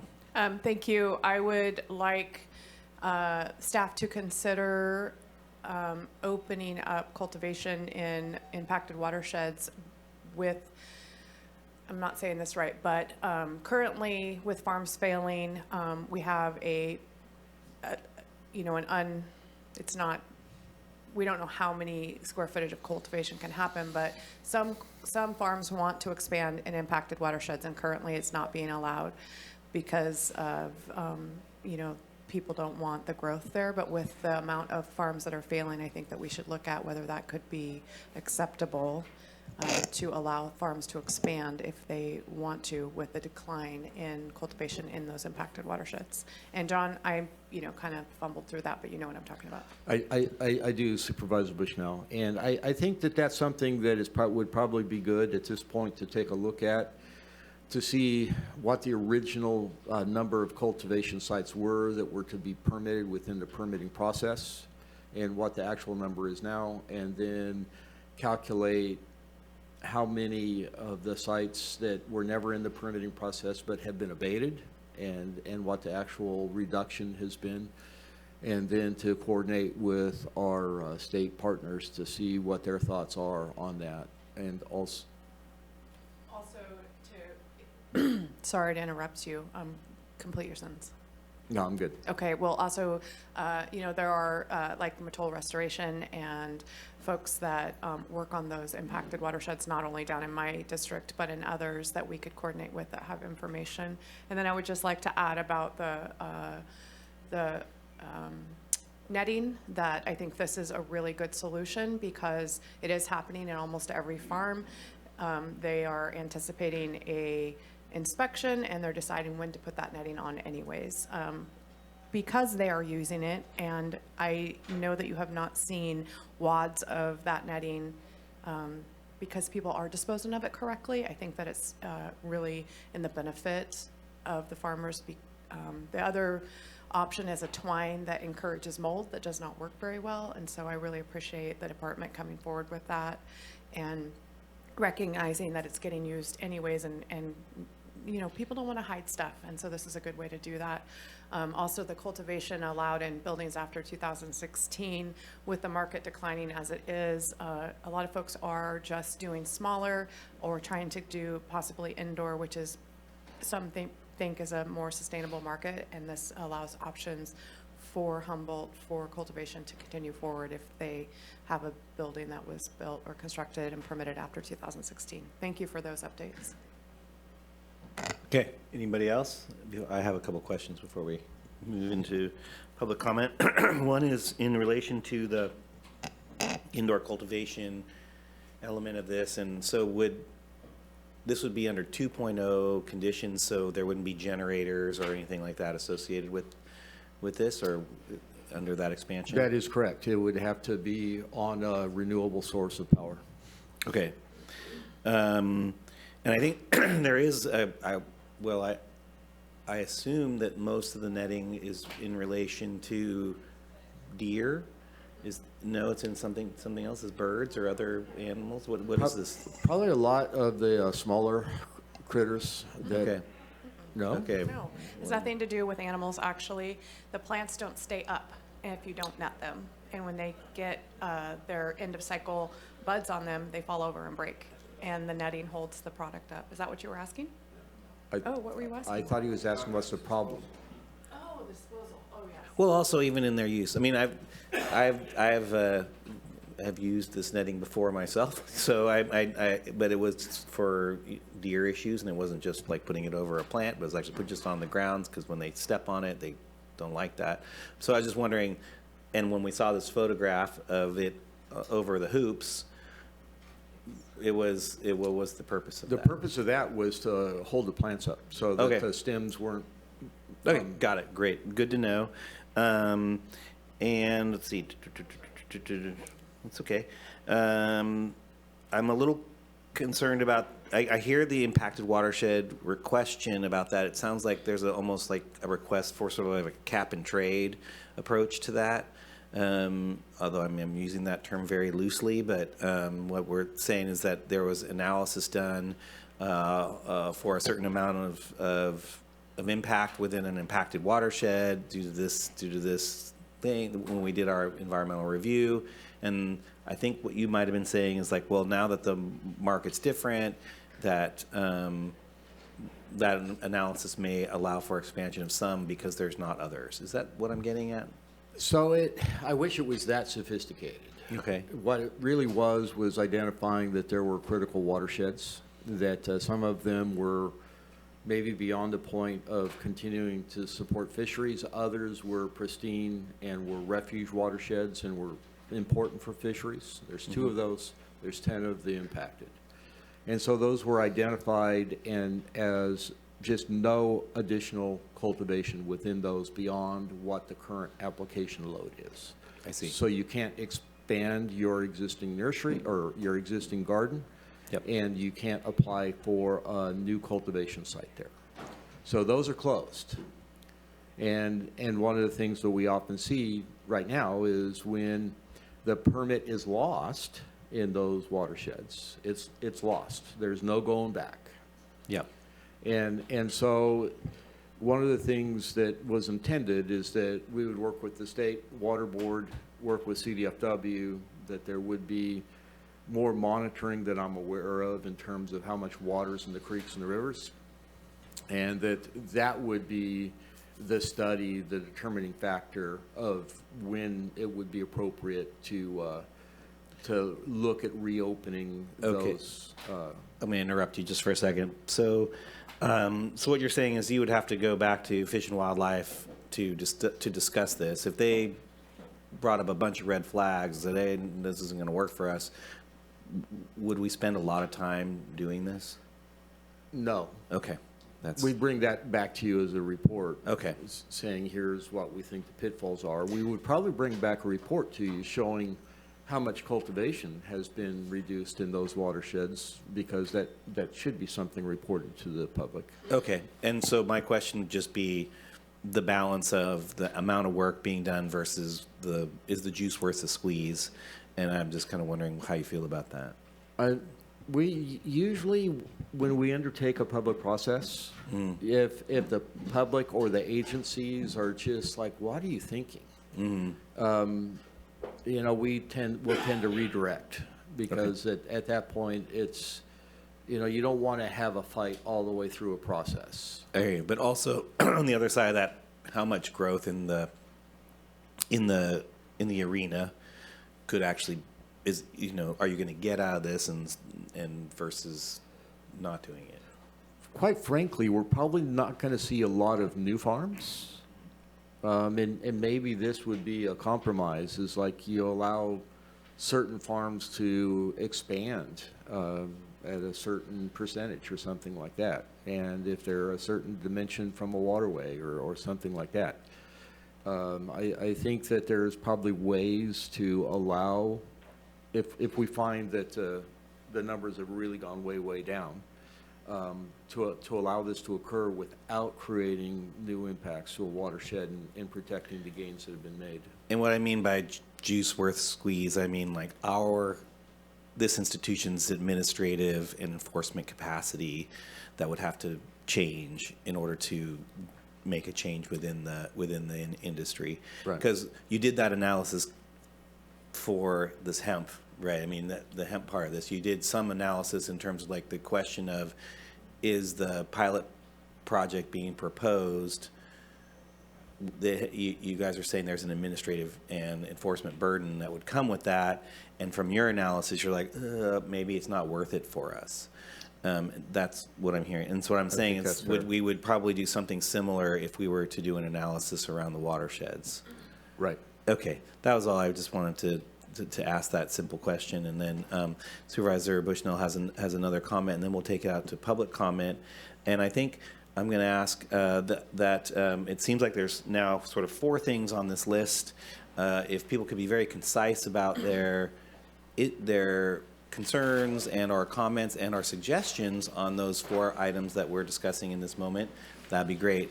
If there's a 5th thing you want to propose, this is also a time to do that, and then we'll bring it back and we'll have some discussion. So I'm going to open this up to, Supervisor Bushnell had another comment before, and Supervisor Madrone as well.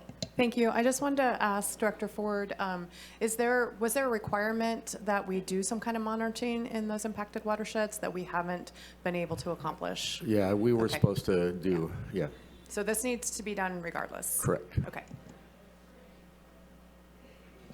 So on the monofilament issue, obviously it's something, as Supervisor Wilson mentioned, that it's not just cannabis people who use monofilament fencing. I think you were talking about something that was non-cannabis related, just protecting rose bushes or any number of things. And, you know, the issue with wildlife is entanglement. And it's not just if it's laying on the ground in a pile. It can actually just be up as fencing, and it creates an issue. So I really like the idea of, if it's being used in a greenhouse, the likelihood of any wildlife entanglement is almost nil. And even if it's in an outdoor garden, the real solution there is to have an 8-foot fence around your garden outdoors. So the deer aren't going to jump the 8 feet, but they'll jump a 6-foot field fence. And so it's a matter of the type of fencing you use to keep them out of entanglement in the garden. We don't regulate like home garden use of this stuff. It's a whole nother level of stuff. And I would just say to people, it's really probably inappropriate to use it for deer protection in your garden, because the entanglement issue is still very real there. Better to use metal field fencing 8 foot high if you're ringing a rose bush or you're doing your backyard. But I just wanted to make those comments that this really just deals with cannabis issues with monofilament, and there's always all these other potential uses outside of the industry that are important to consider, but we're not here regulating that today. Okay, great. I'm going to open this up to public comment, unless there was another. Supervisor Bone, I didn't see it. And to the monofilament thing, because it just, I mean, do you know how many vineyards use monofilament for the birds? The birds are the biggest culprit for wine grapes, and they use a lot of monofilament. I can name 3 locally that use monofilament to cover their whole vineyard, which is quite a bit. So it's not just a singular use. So I think, you know, when you start doing this, needs to be fully evaluated. All right. Did you guys have any responses to any of these questions? Okay, great. We're taking it in the room here. So there you go. Jesse Jeffries here, Humboldt County resident and indoor cultivator. It's always hard to follow up after John Ford's speech. He knows this inside and out pretty well. Basically, I built a large building on my ag land several years ago. It was after 2016, and I wanted to expand my indoor cultivation. And I was told that because the building wasn't built and permitted before 2016, that was not an option. And I sit here and look at this building that I spent a significant amount of money on to build, and basically being told that I can't expand. So I wanted to touch on that. I also wanted to touch on impacted watersheds, and that I feel like the ordinance has a blanket approach, and I believe that every site out there in these impacted watersheds are different as far as slope goes, as far as point of diversion, how the water's collected. I mean, my personal farm, I have no point of diversion. It's 100% rain catchment water. I have millions of gallons of water. So the impact from a water standpoint is zero. And so yeah, I want to touch on that for impacted watersheds, and then talk about the baseline in these watersheds. I believe there was a baseline, I don't know this too well, but there was a baseline in every watershed that was established. Was that in 2016 or 18? But anyways, a lot of farms have dropped off, as you know, and once those permits go away, they're gone. And if we're still below the baseline for the water usage, if it's a point of diversion, it would make sense that that could still be utilized instead of just disappearing off into thin air and not giving anybody new that comes along the same opportunity. And so I would like to see a little bit more, what's the word? Maybe diversity, because not every site's the same. Some of these sites are cliffs covered in trees. Some of them are flat, prime ag soil. Some of them are not in an impacted watershed. Their water storage situations are different. So I wanted to speak to that. And then what else was there? Oh, the monofillo netting, however you say that. Yeah, I don't think it's an issue of, it is the industry standard. The issue is that there is, or was, a lot of bad actors in the marijuana industry, and a lot of those people have packed camp that came here for the green rush and left town. And I personally, as a Humboldt County resident, love to see them leave, but I hate to watch the economy crash here. So, okay. Thank you. Thank you.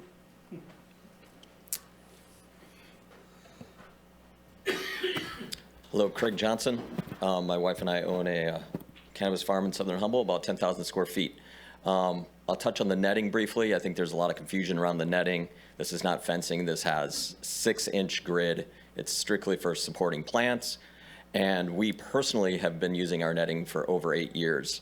We could throw those pictures out with, tires or garden hoses or whatever else you want to have. If you're not responsible with your trash, you're not responsible with your trash. And I think we keep the netting in there because it's definitely industry standard. I do want to touch on the hemp. I think we do need to open this up for a pilot program. And we've worked on this for about 2 years to come up with mindful program that could really open some doors.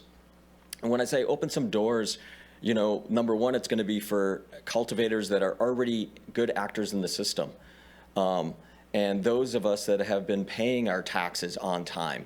If you're part of a pilot program, you're not going to be, part of a payment program, even with your taxes, you're not going to be involved in this. This is for people that are 100% in good standing in every department.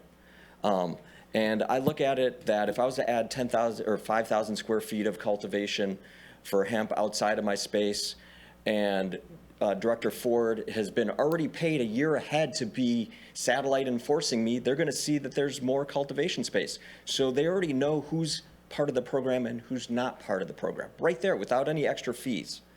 DCC is already doing what they call compliance inspections. We can call those enforcement inspections at this point. They're not coming out just to take a look. They're looking at what they can see wrong with a farm, and they're going to see that's wrong. We have to acknowledge with new site maps. So for me to participate in this program, I'm looking at about $3,000. New site map with the county, new site map with the DCC. We have to declare this space. And then for me personally, I look at it as this to get going on a breeding program for hemp. That's where I'm looking at this to help me out. We don't know where that industry is going. There's a lot of nuances. There's a loophole that has been 1,000,000% acknowledged and is wide open. So it's not a loophole at this point. It is law that you can participate at this current way of doing business that has been status quo since 2018. So there's that, and that has been acknowledged that it will be changed within the next year. So all these changes that are happening, let's keep more opportunities open to the farmers. And with a quick straw poll, there's maybe 10 of us that might engage in this program. It's not going to be overwhelming. And it's with the people that already are here speaking and trying to engage in good business. Thank you. Thank you. Next. And if there's anyone else in the room that wants to speak, please line up. Good afternoon, and thank you for having me. My name's Oliver Canner. I'm here representing myself and my partner, Jason Gelman, in our business, HEB Management. We're located in Whitethorn.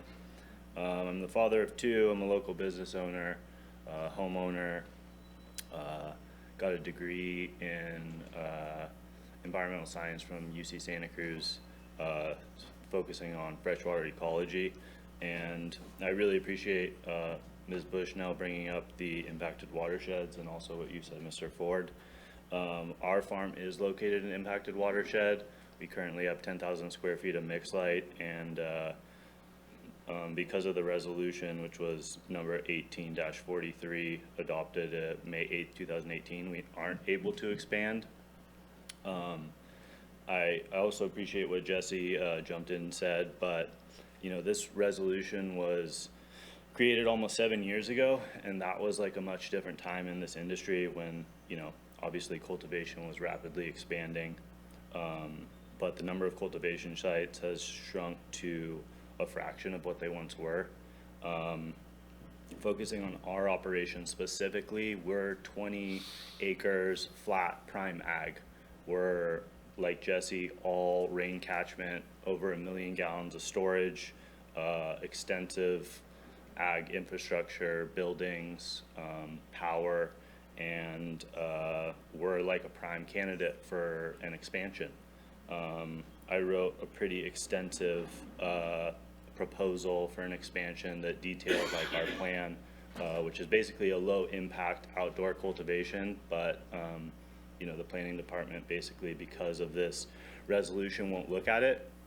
So thank you again for bringing it up and talking about it, but we're just trying to continue to exist in the industry. It's obviously challenging out there. We have families to support.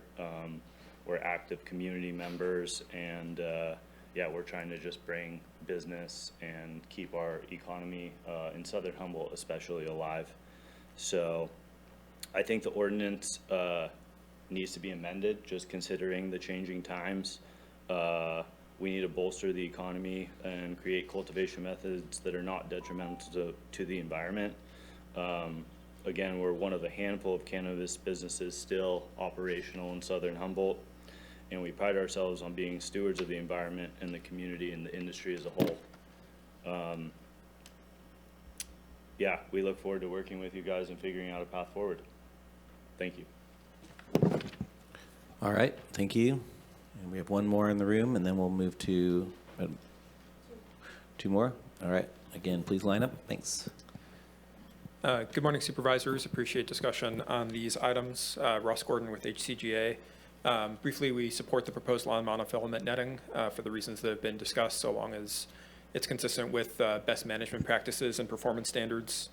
As far as hemp goes, I just want to be clear about what I think the opportunity is, as we've discussed this with our members over the past year and a half, 2 years, is really the opportunity to participate in a federally legal market where there's commerce which can legally happen across state lines and where there's not the impediments that cannabis farmers face operating under federal prohibition. So I think that's the opportunity, and I think the staff report in general, it seems like there's acknowledgement that there could be opportunity here along those lines. Acknowledge the concerns that have been expressed around enforcement and want to make a couple of points about why I think those can be mitigated. First, as I think we've proposed a really limited program with a limitation of 5,000 square feet, very small scale, only for permitted cannabis farmers. So this is a known set of permitted individuals who also have accountability by virtue of the fact that they are cannabis farmers in good standing with the county. And I think this is pretty distinct from what the staff report talks about in Sutter County or in Oregon, which are real concerns. I'm not saying those things aren't real, they absolutely are. But those are programs that really operated on an unlimited scale cultivation of hemp without any tie to cannabis permitting.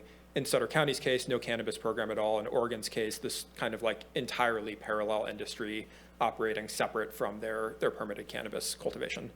I think the second really important thing I'd want to mention is that I think a lot of the context for hemp over the past 8 years has been under a state and federal legal environment that was really a vacuum. And a lot of the reason you saw people pushing the boundaries of high THC hemp, for example, is because they had an argument that was legal under state and federal law. That's something which is now changing. We have new state law, we have DPH regulations in California prohibiting the sale of hemp with any THC within California. We also have AB 8 in California, which now codifies that as of October. And there's also these changes in federal law that we're seeing that really, I think, signify that the federal government understands what's been going on with hemp and wants a more rational legal scheme. So those are slated to go into effect in November 2026. President Trump's executive order on rescheduling also addresses this and says that he is going to be pushing for certain changes to that as well. But I think the outcome of that is very likely to be a much more specified legal environment around hemp. So I think looking backwards to what has been is not necessarily what's going to be in the future. And I think there is opportunity in exploring this if it's small scale and if it's something, that we all agree can be administered. Thank you. All right, next, please. Good morning, Supervisors. Hannah White here, also with the Humboldt County Growers Alliance, and also a small cultivator out in Willow Creek. Speaking on monofilament netting, we support the adoption of best management practices and getting farmers into compliance and good standing, especially if that's the only thing that is standing in the way of people having an A+ report card from their inspections. Let's get industry standard approved. Also support the county looking into and just doing what is in regulation and checking in on the watershed situation, how many cultivation sites we still have, how many are impacting, and what the space is and opportunity to support the farmers that we still have existing in our county. On the hemp note, hemp can do things that cannabis can't do. So hemp can move over state lines. Hemp products are being falsely marketed as Humboldt County products. Humboldt County farmers are not currently able to sell our Humboldt County cannabis, and we're not looking to sell cannabis as hemp. That's not the option here. We are looking to capitalize on the opportunity to remind consumers about what Humboldt County produces. That is cannabis, that's hemp, that is also the flower that is regulated. If the county was able to create a pilot program that allows existing farmers in good standing, how many farmers might participate, we don't know, right? If it's within the existing footprint, this is a gamble of opportunity, but we're in a state of limited opportunities. We are looking at a hemp market that's far surpassed the national cannabis market. The state cannabis market has pretty much failed and is particularly failing the small and existing farmers, patients, small manufacturers and supporting a state marketplace that's fostering consolidation, which has a proportionally negative impact on our cultivators, on our products. Hemp isn't what our county is known for, but we are known for producing high-quality craft, full-spectrum products, right? And that's what under the sun grows. So being able to cultivate full-spectrum hemp gives us opportunities to enter into interstate medical markets, do marketing for our space when we can actually export cannabis, THC-rich cannabis across state lines. We're trying to maintain relevance, also trying to create opportunities. Being a federally legal crop, there's opportunities as a small farmer growing weed. I can't access the small business resource development because that's federally illegal. If I was growing hemp, I could do that. Thanks.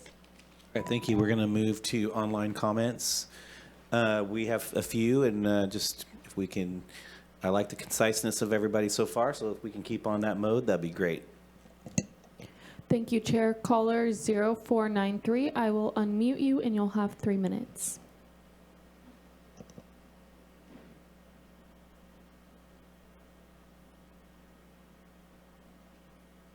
Good afternoon. Can you hear me? Yes. Hi, this is Nathan Woodington. Sorry I couldn't be there in person today, but I do have a couple brief comments.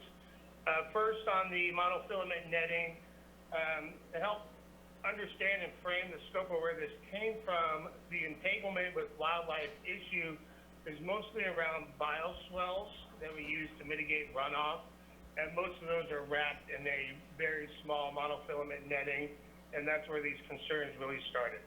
Now, the cannabis industry, we routinely now use biodegradable wrapped bioswales, so you don't have that buildup of netting at the edges of your property.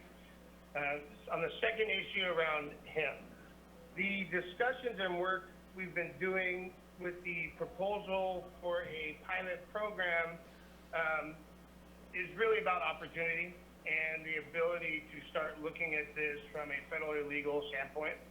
And this does create opportunities to engage more with studies, resources, and especially looking at the changes to potentially Schedule 3 and what those provide. I do think that the narrow scope of candidates who are currently permitted in good standing, this does create a potential value add. I could start marketing my small farm, just period, as a farm, and also would have the opportunity to study the concept. The idea here is not to open this up and to create a whole new industry. It's really a narrow, limited scope, maybe 2-year pilot program so we can look at the metrics. Based on our engagement with different actors who would potentially be viable, we're seeing less than 10 willing and able participants. I do see opportunity here as far as breeding and genetics go in relation to Humboldt's legacy value and retaining that and reinforcing that. And I would like to find some kind of path forward with a narrow scope while addressing the concerns raised by the Agricultural Commissioner and the Sheriff's Department. Thank you for your time. Thank you. Caller 0746, I will unmute you and you'll have 3 minutes.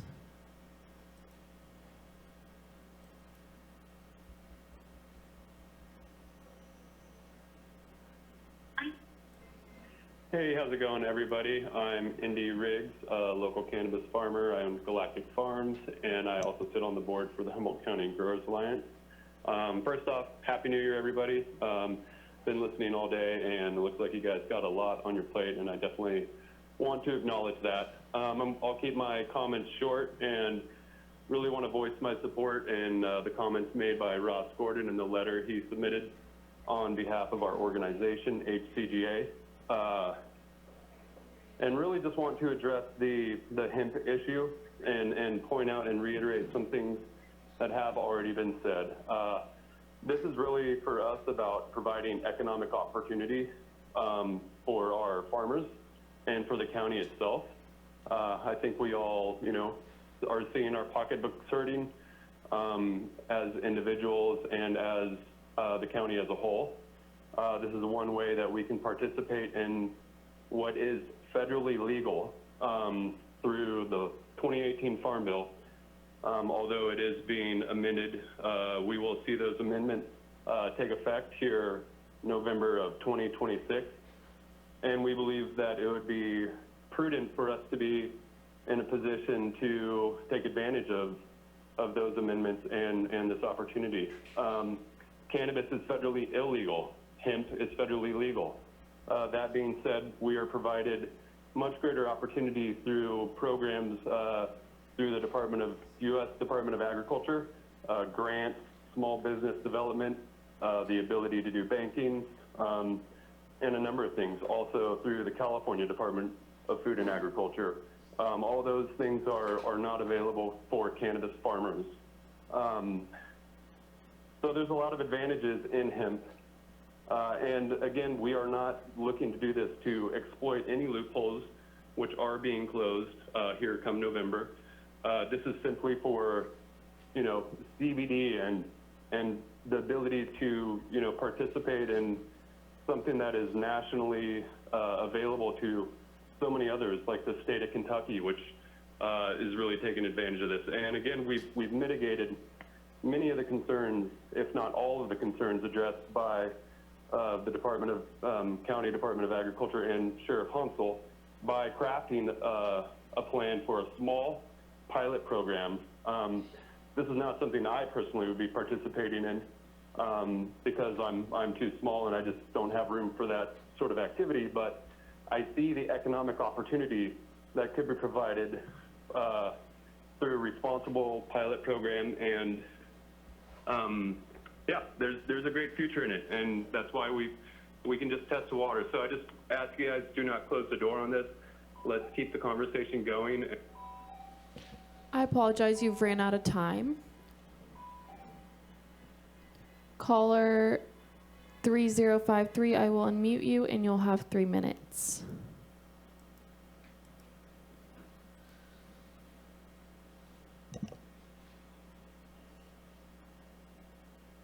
Good afternoon. I just want to confirm you can hear me there in the chambers. Yes. Thank you. My name is Thomas Mulder. Speaking, this is actually the main reason I followed you guys today. I support the monofilament netting allowance.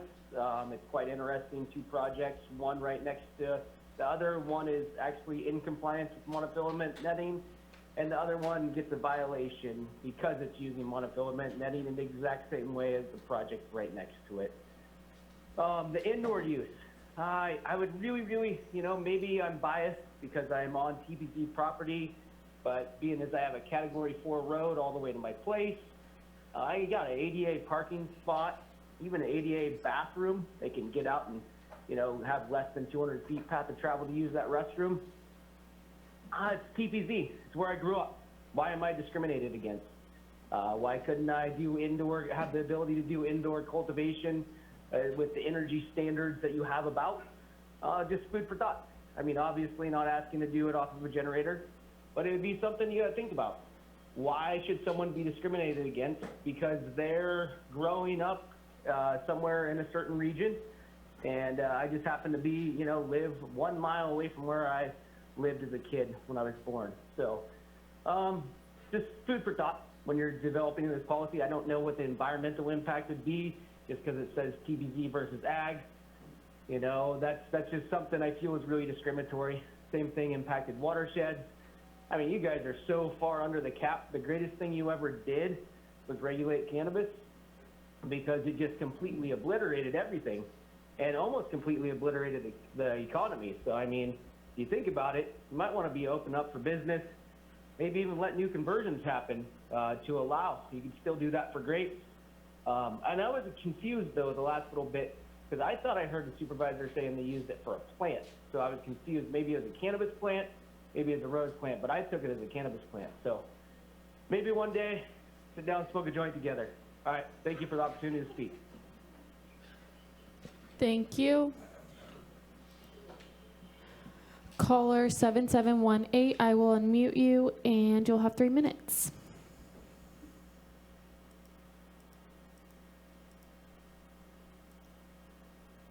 Interesting times. We didn't have 40 speakers in the room and probably 20 online. I noticed in the description staff report, the area of focus was this a diverse, equitable, and robust economy. Strategy plan category, promote strong economic resiliency and growth. I think we're way past that one. I don't have any problem with you having people, if they want to expand in impacted watersheds, of course, use rain catchment strictly for that. That should minimize the impact there. The netting stuff, that's always going to be a problem. It's something that has to be disposed of. It's not biodegradable. It's just one of those things, even for vineyards. I tried that once, and it was a total disaster and a mess. So I'm so happy to hear that hemp, it's been bred to the point where it no longer cross-pollinates. Because you weren't willing to have hemp before because it cross-pollinates, but I guess that's no longer a problem. I guess maybe Mother Nature changed that one. The changes you're making here, as far as allowing indoor and things of that nature, well, I guess, but the greed that's happened around the nation and everything on this has basically put this thing as headed toward a thing of the past in Humboldt County. For the few, I guess, I have no problem giving a few concessions to the people who wish to try to continue to survive on it. Best of luck to them. They're going to need it. So anyway, I guess that's my input on this ever shrinking, and hopefully our time will be ever shrinking as far as we spend on this topic in the future. Thank you for the opportunity to speak.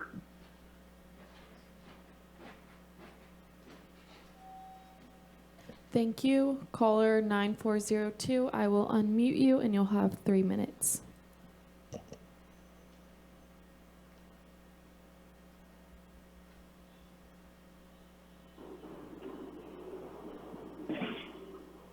Yeah, hi, thanks for the opportunity to speak.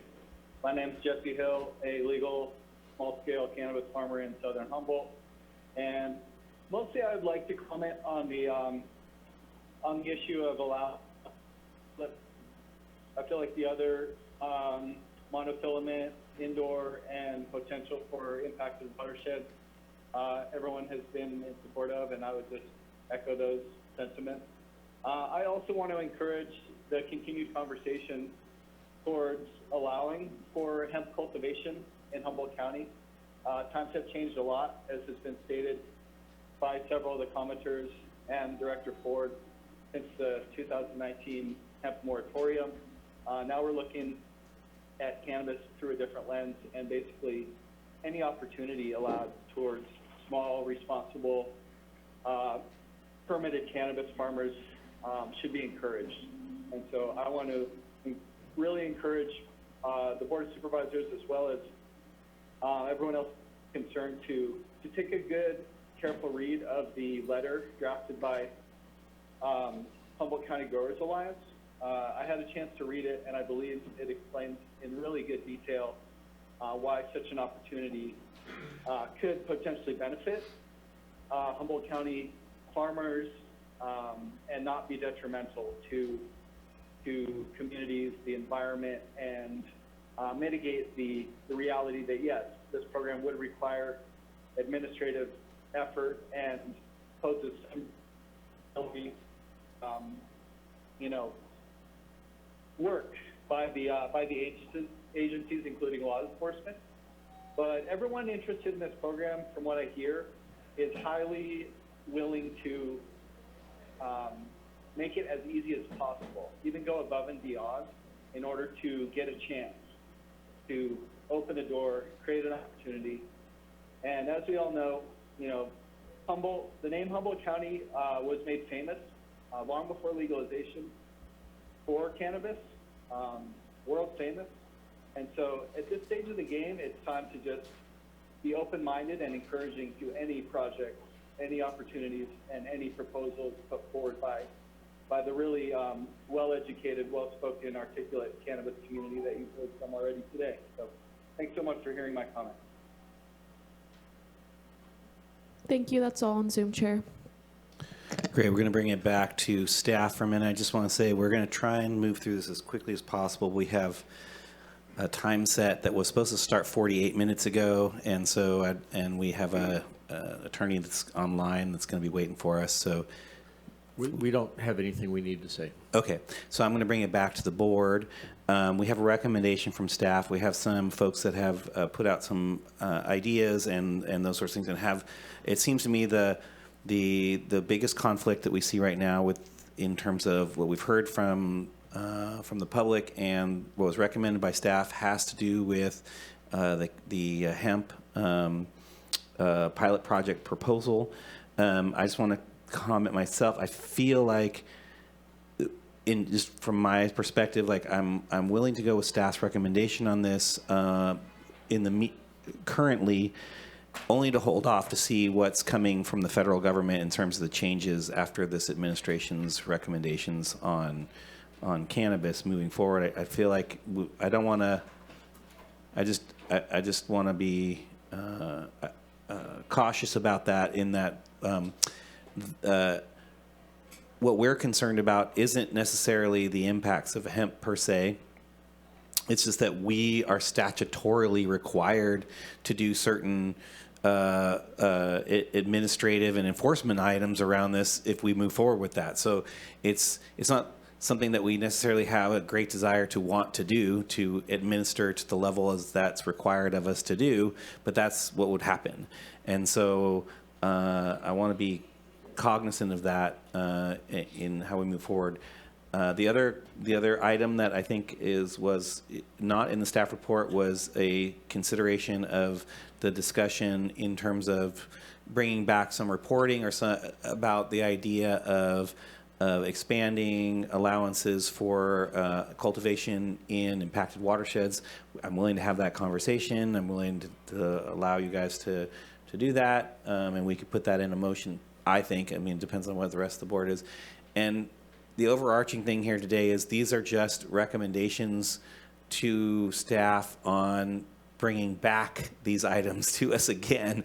So we're not actually making a decision to do something on monofilament other than to ask staff to bring something back to address it. Likewise on the indoor stuff and the other two items as well.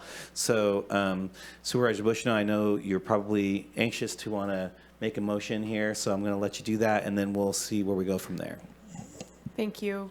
I would make a motion for staff's recommendations and additionally adding investigations into the impacted watersheds to allow, not investigations aren't the right word, but monitoring. Well, what would be the right word? Could I offer that we will investigate the ability to reopen the watersheds? And if not, we will bring a report back. And if so, we will bring back a modification to the resolution. Kaylee, did you get that?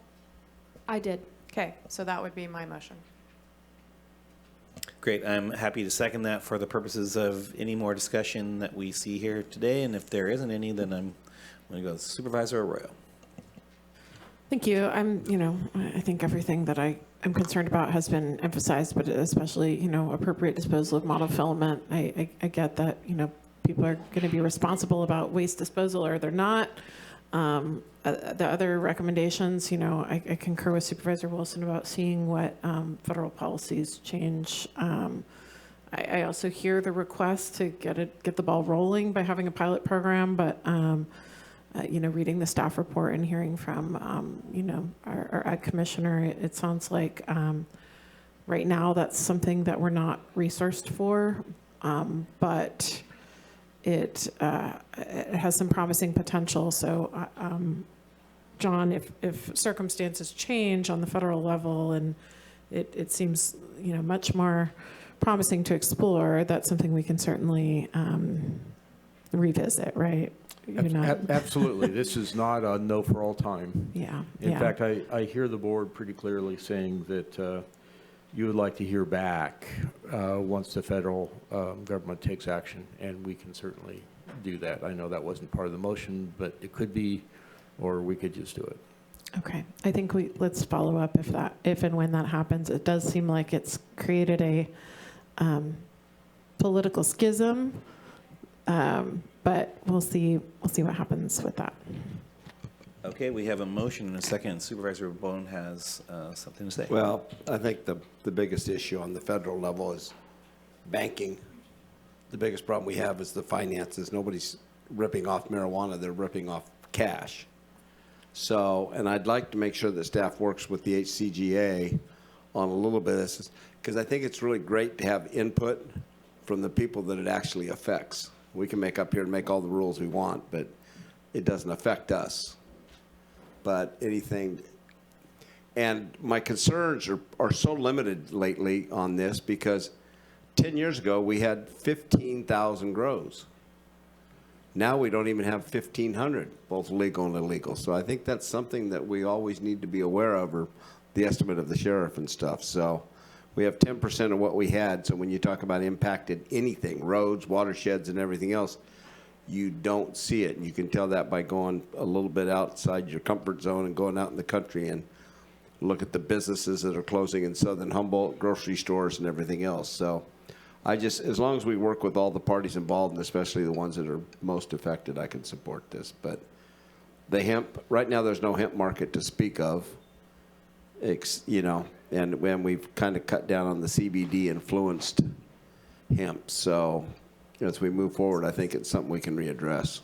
All right, Supervisor Bushnell, close this out. Thank you, and I know we're pressed for time, but Director Ford, you won't be surprised to hear me say that there's been some issues with ranchers on public and or state and federal lands. With Humboldt County is a no open range property, and I know that Waylon is going to know what I'm talking about as well. So folks are lease those properties to run their cattle. There are cultivation sites that have been directly adjacent. They're not allowed to fence those cultivation sites. And so I want us to continue, if we can, trying to find a solution to those issues. The board, so there's public and state lands that ranchers lease and run their cows on. And because the ranchers are not allowed to fence those lands, cultivation sites, the cows have gotten into those cultivation sites. There's lawsuits that are going on. It's been an issue throughout Humboldt. It's a large issue, and we're not required, farmers are not required to fence their cultivation sites. I don't think that is a solution because it will be expensive. However, the ranchers are not allowed to fence public and state lands either. And so what they've had to do is fence out those cultivation sites at their own cost. I've been talking with the Ag Department and Director Ford about this to find a solution that doesn't harm both financially. So I just want to keep that on the radar, and hopefully we can try to find a solution. Mendocino has also been dealing with this issue, and just putting it out there. Interesting subject. All right. I think we have a motion and a second. Is there any objection to unanimous consent? Seeing none, we are going to be moving into closed session. Please read us into closed session. Thank you to staff. Council. Thank you, Chair Wilson. It is the intention of the board to meet in closed session pursuant to California Government Code sections 54954.5 and 54957 in order to consider the public employee performance evaluations for the positions of the Department of Health and Human Services Director and the Public Works Director. It is also the intention of the board to meet in closed session pursuant to California Government Code section 54956.9D1 in order to discuss existing litigation in the case of SN et al. Versus State of California et al., Humboldt County Superior Court case number CV 2401970. Thank you. I want to acknowledge this board has not taken a break since 9 a.m. So soldiers, all of you. Do we have a comment from the public on this item? We do not. Okay, seeing none, we are going to move into closed session. We have an item with outside attorney, and what I'm saying is that's going to be a very short item, and then we're going to take a lunch break, and we'll do it then. Okay, if that's all right. And if you need to run to the, do your bio on the way there, please do. Yes.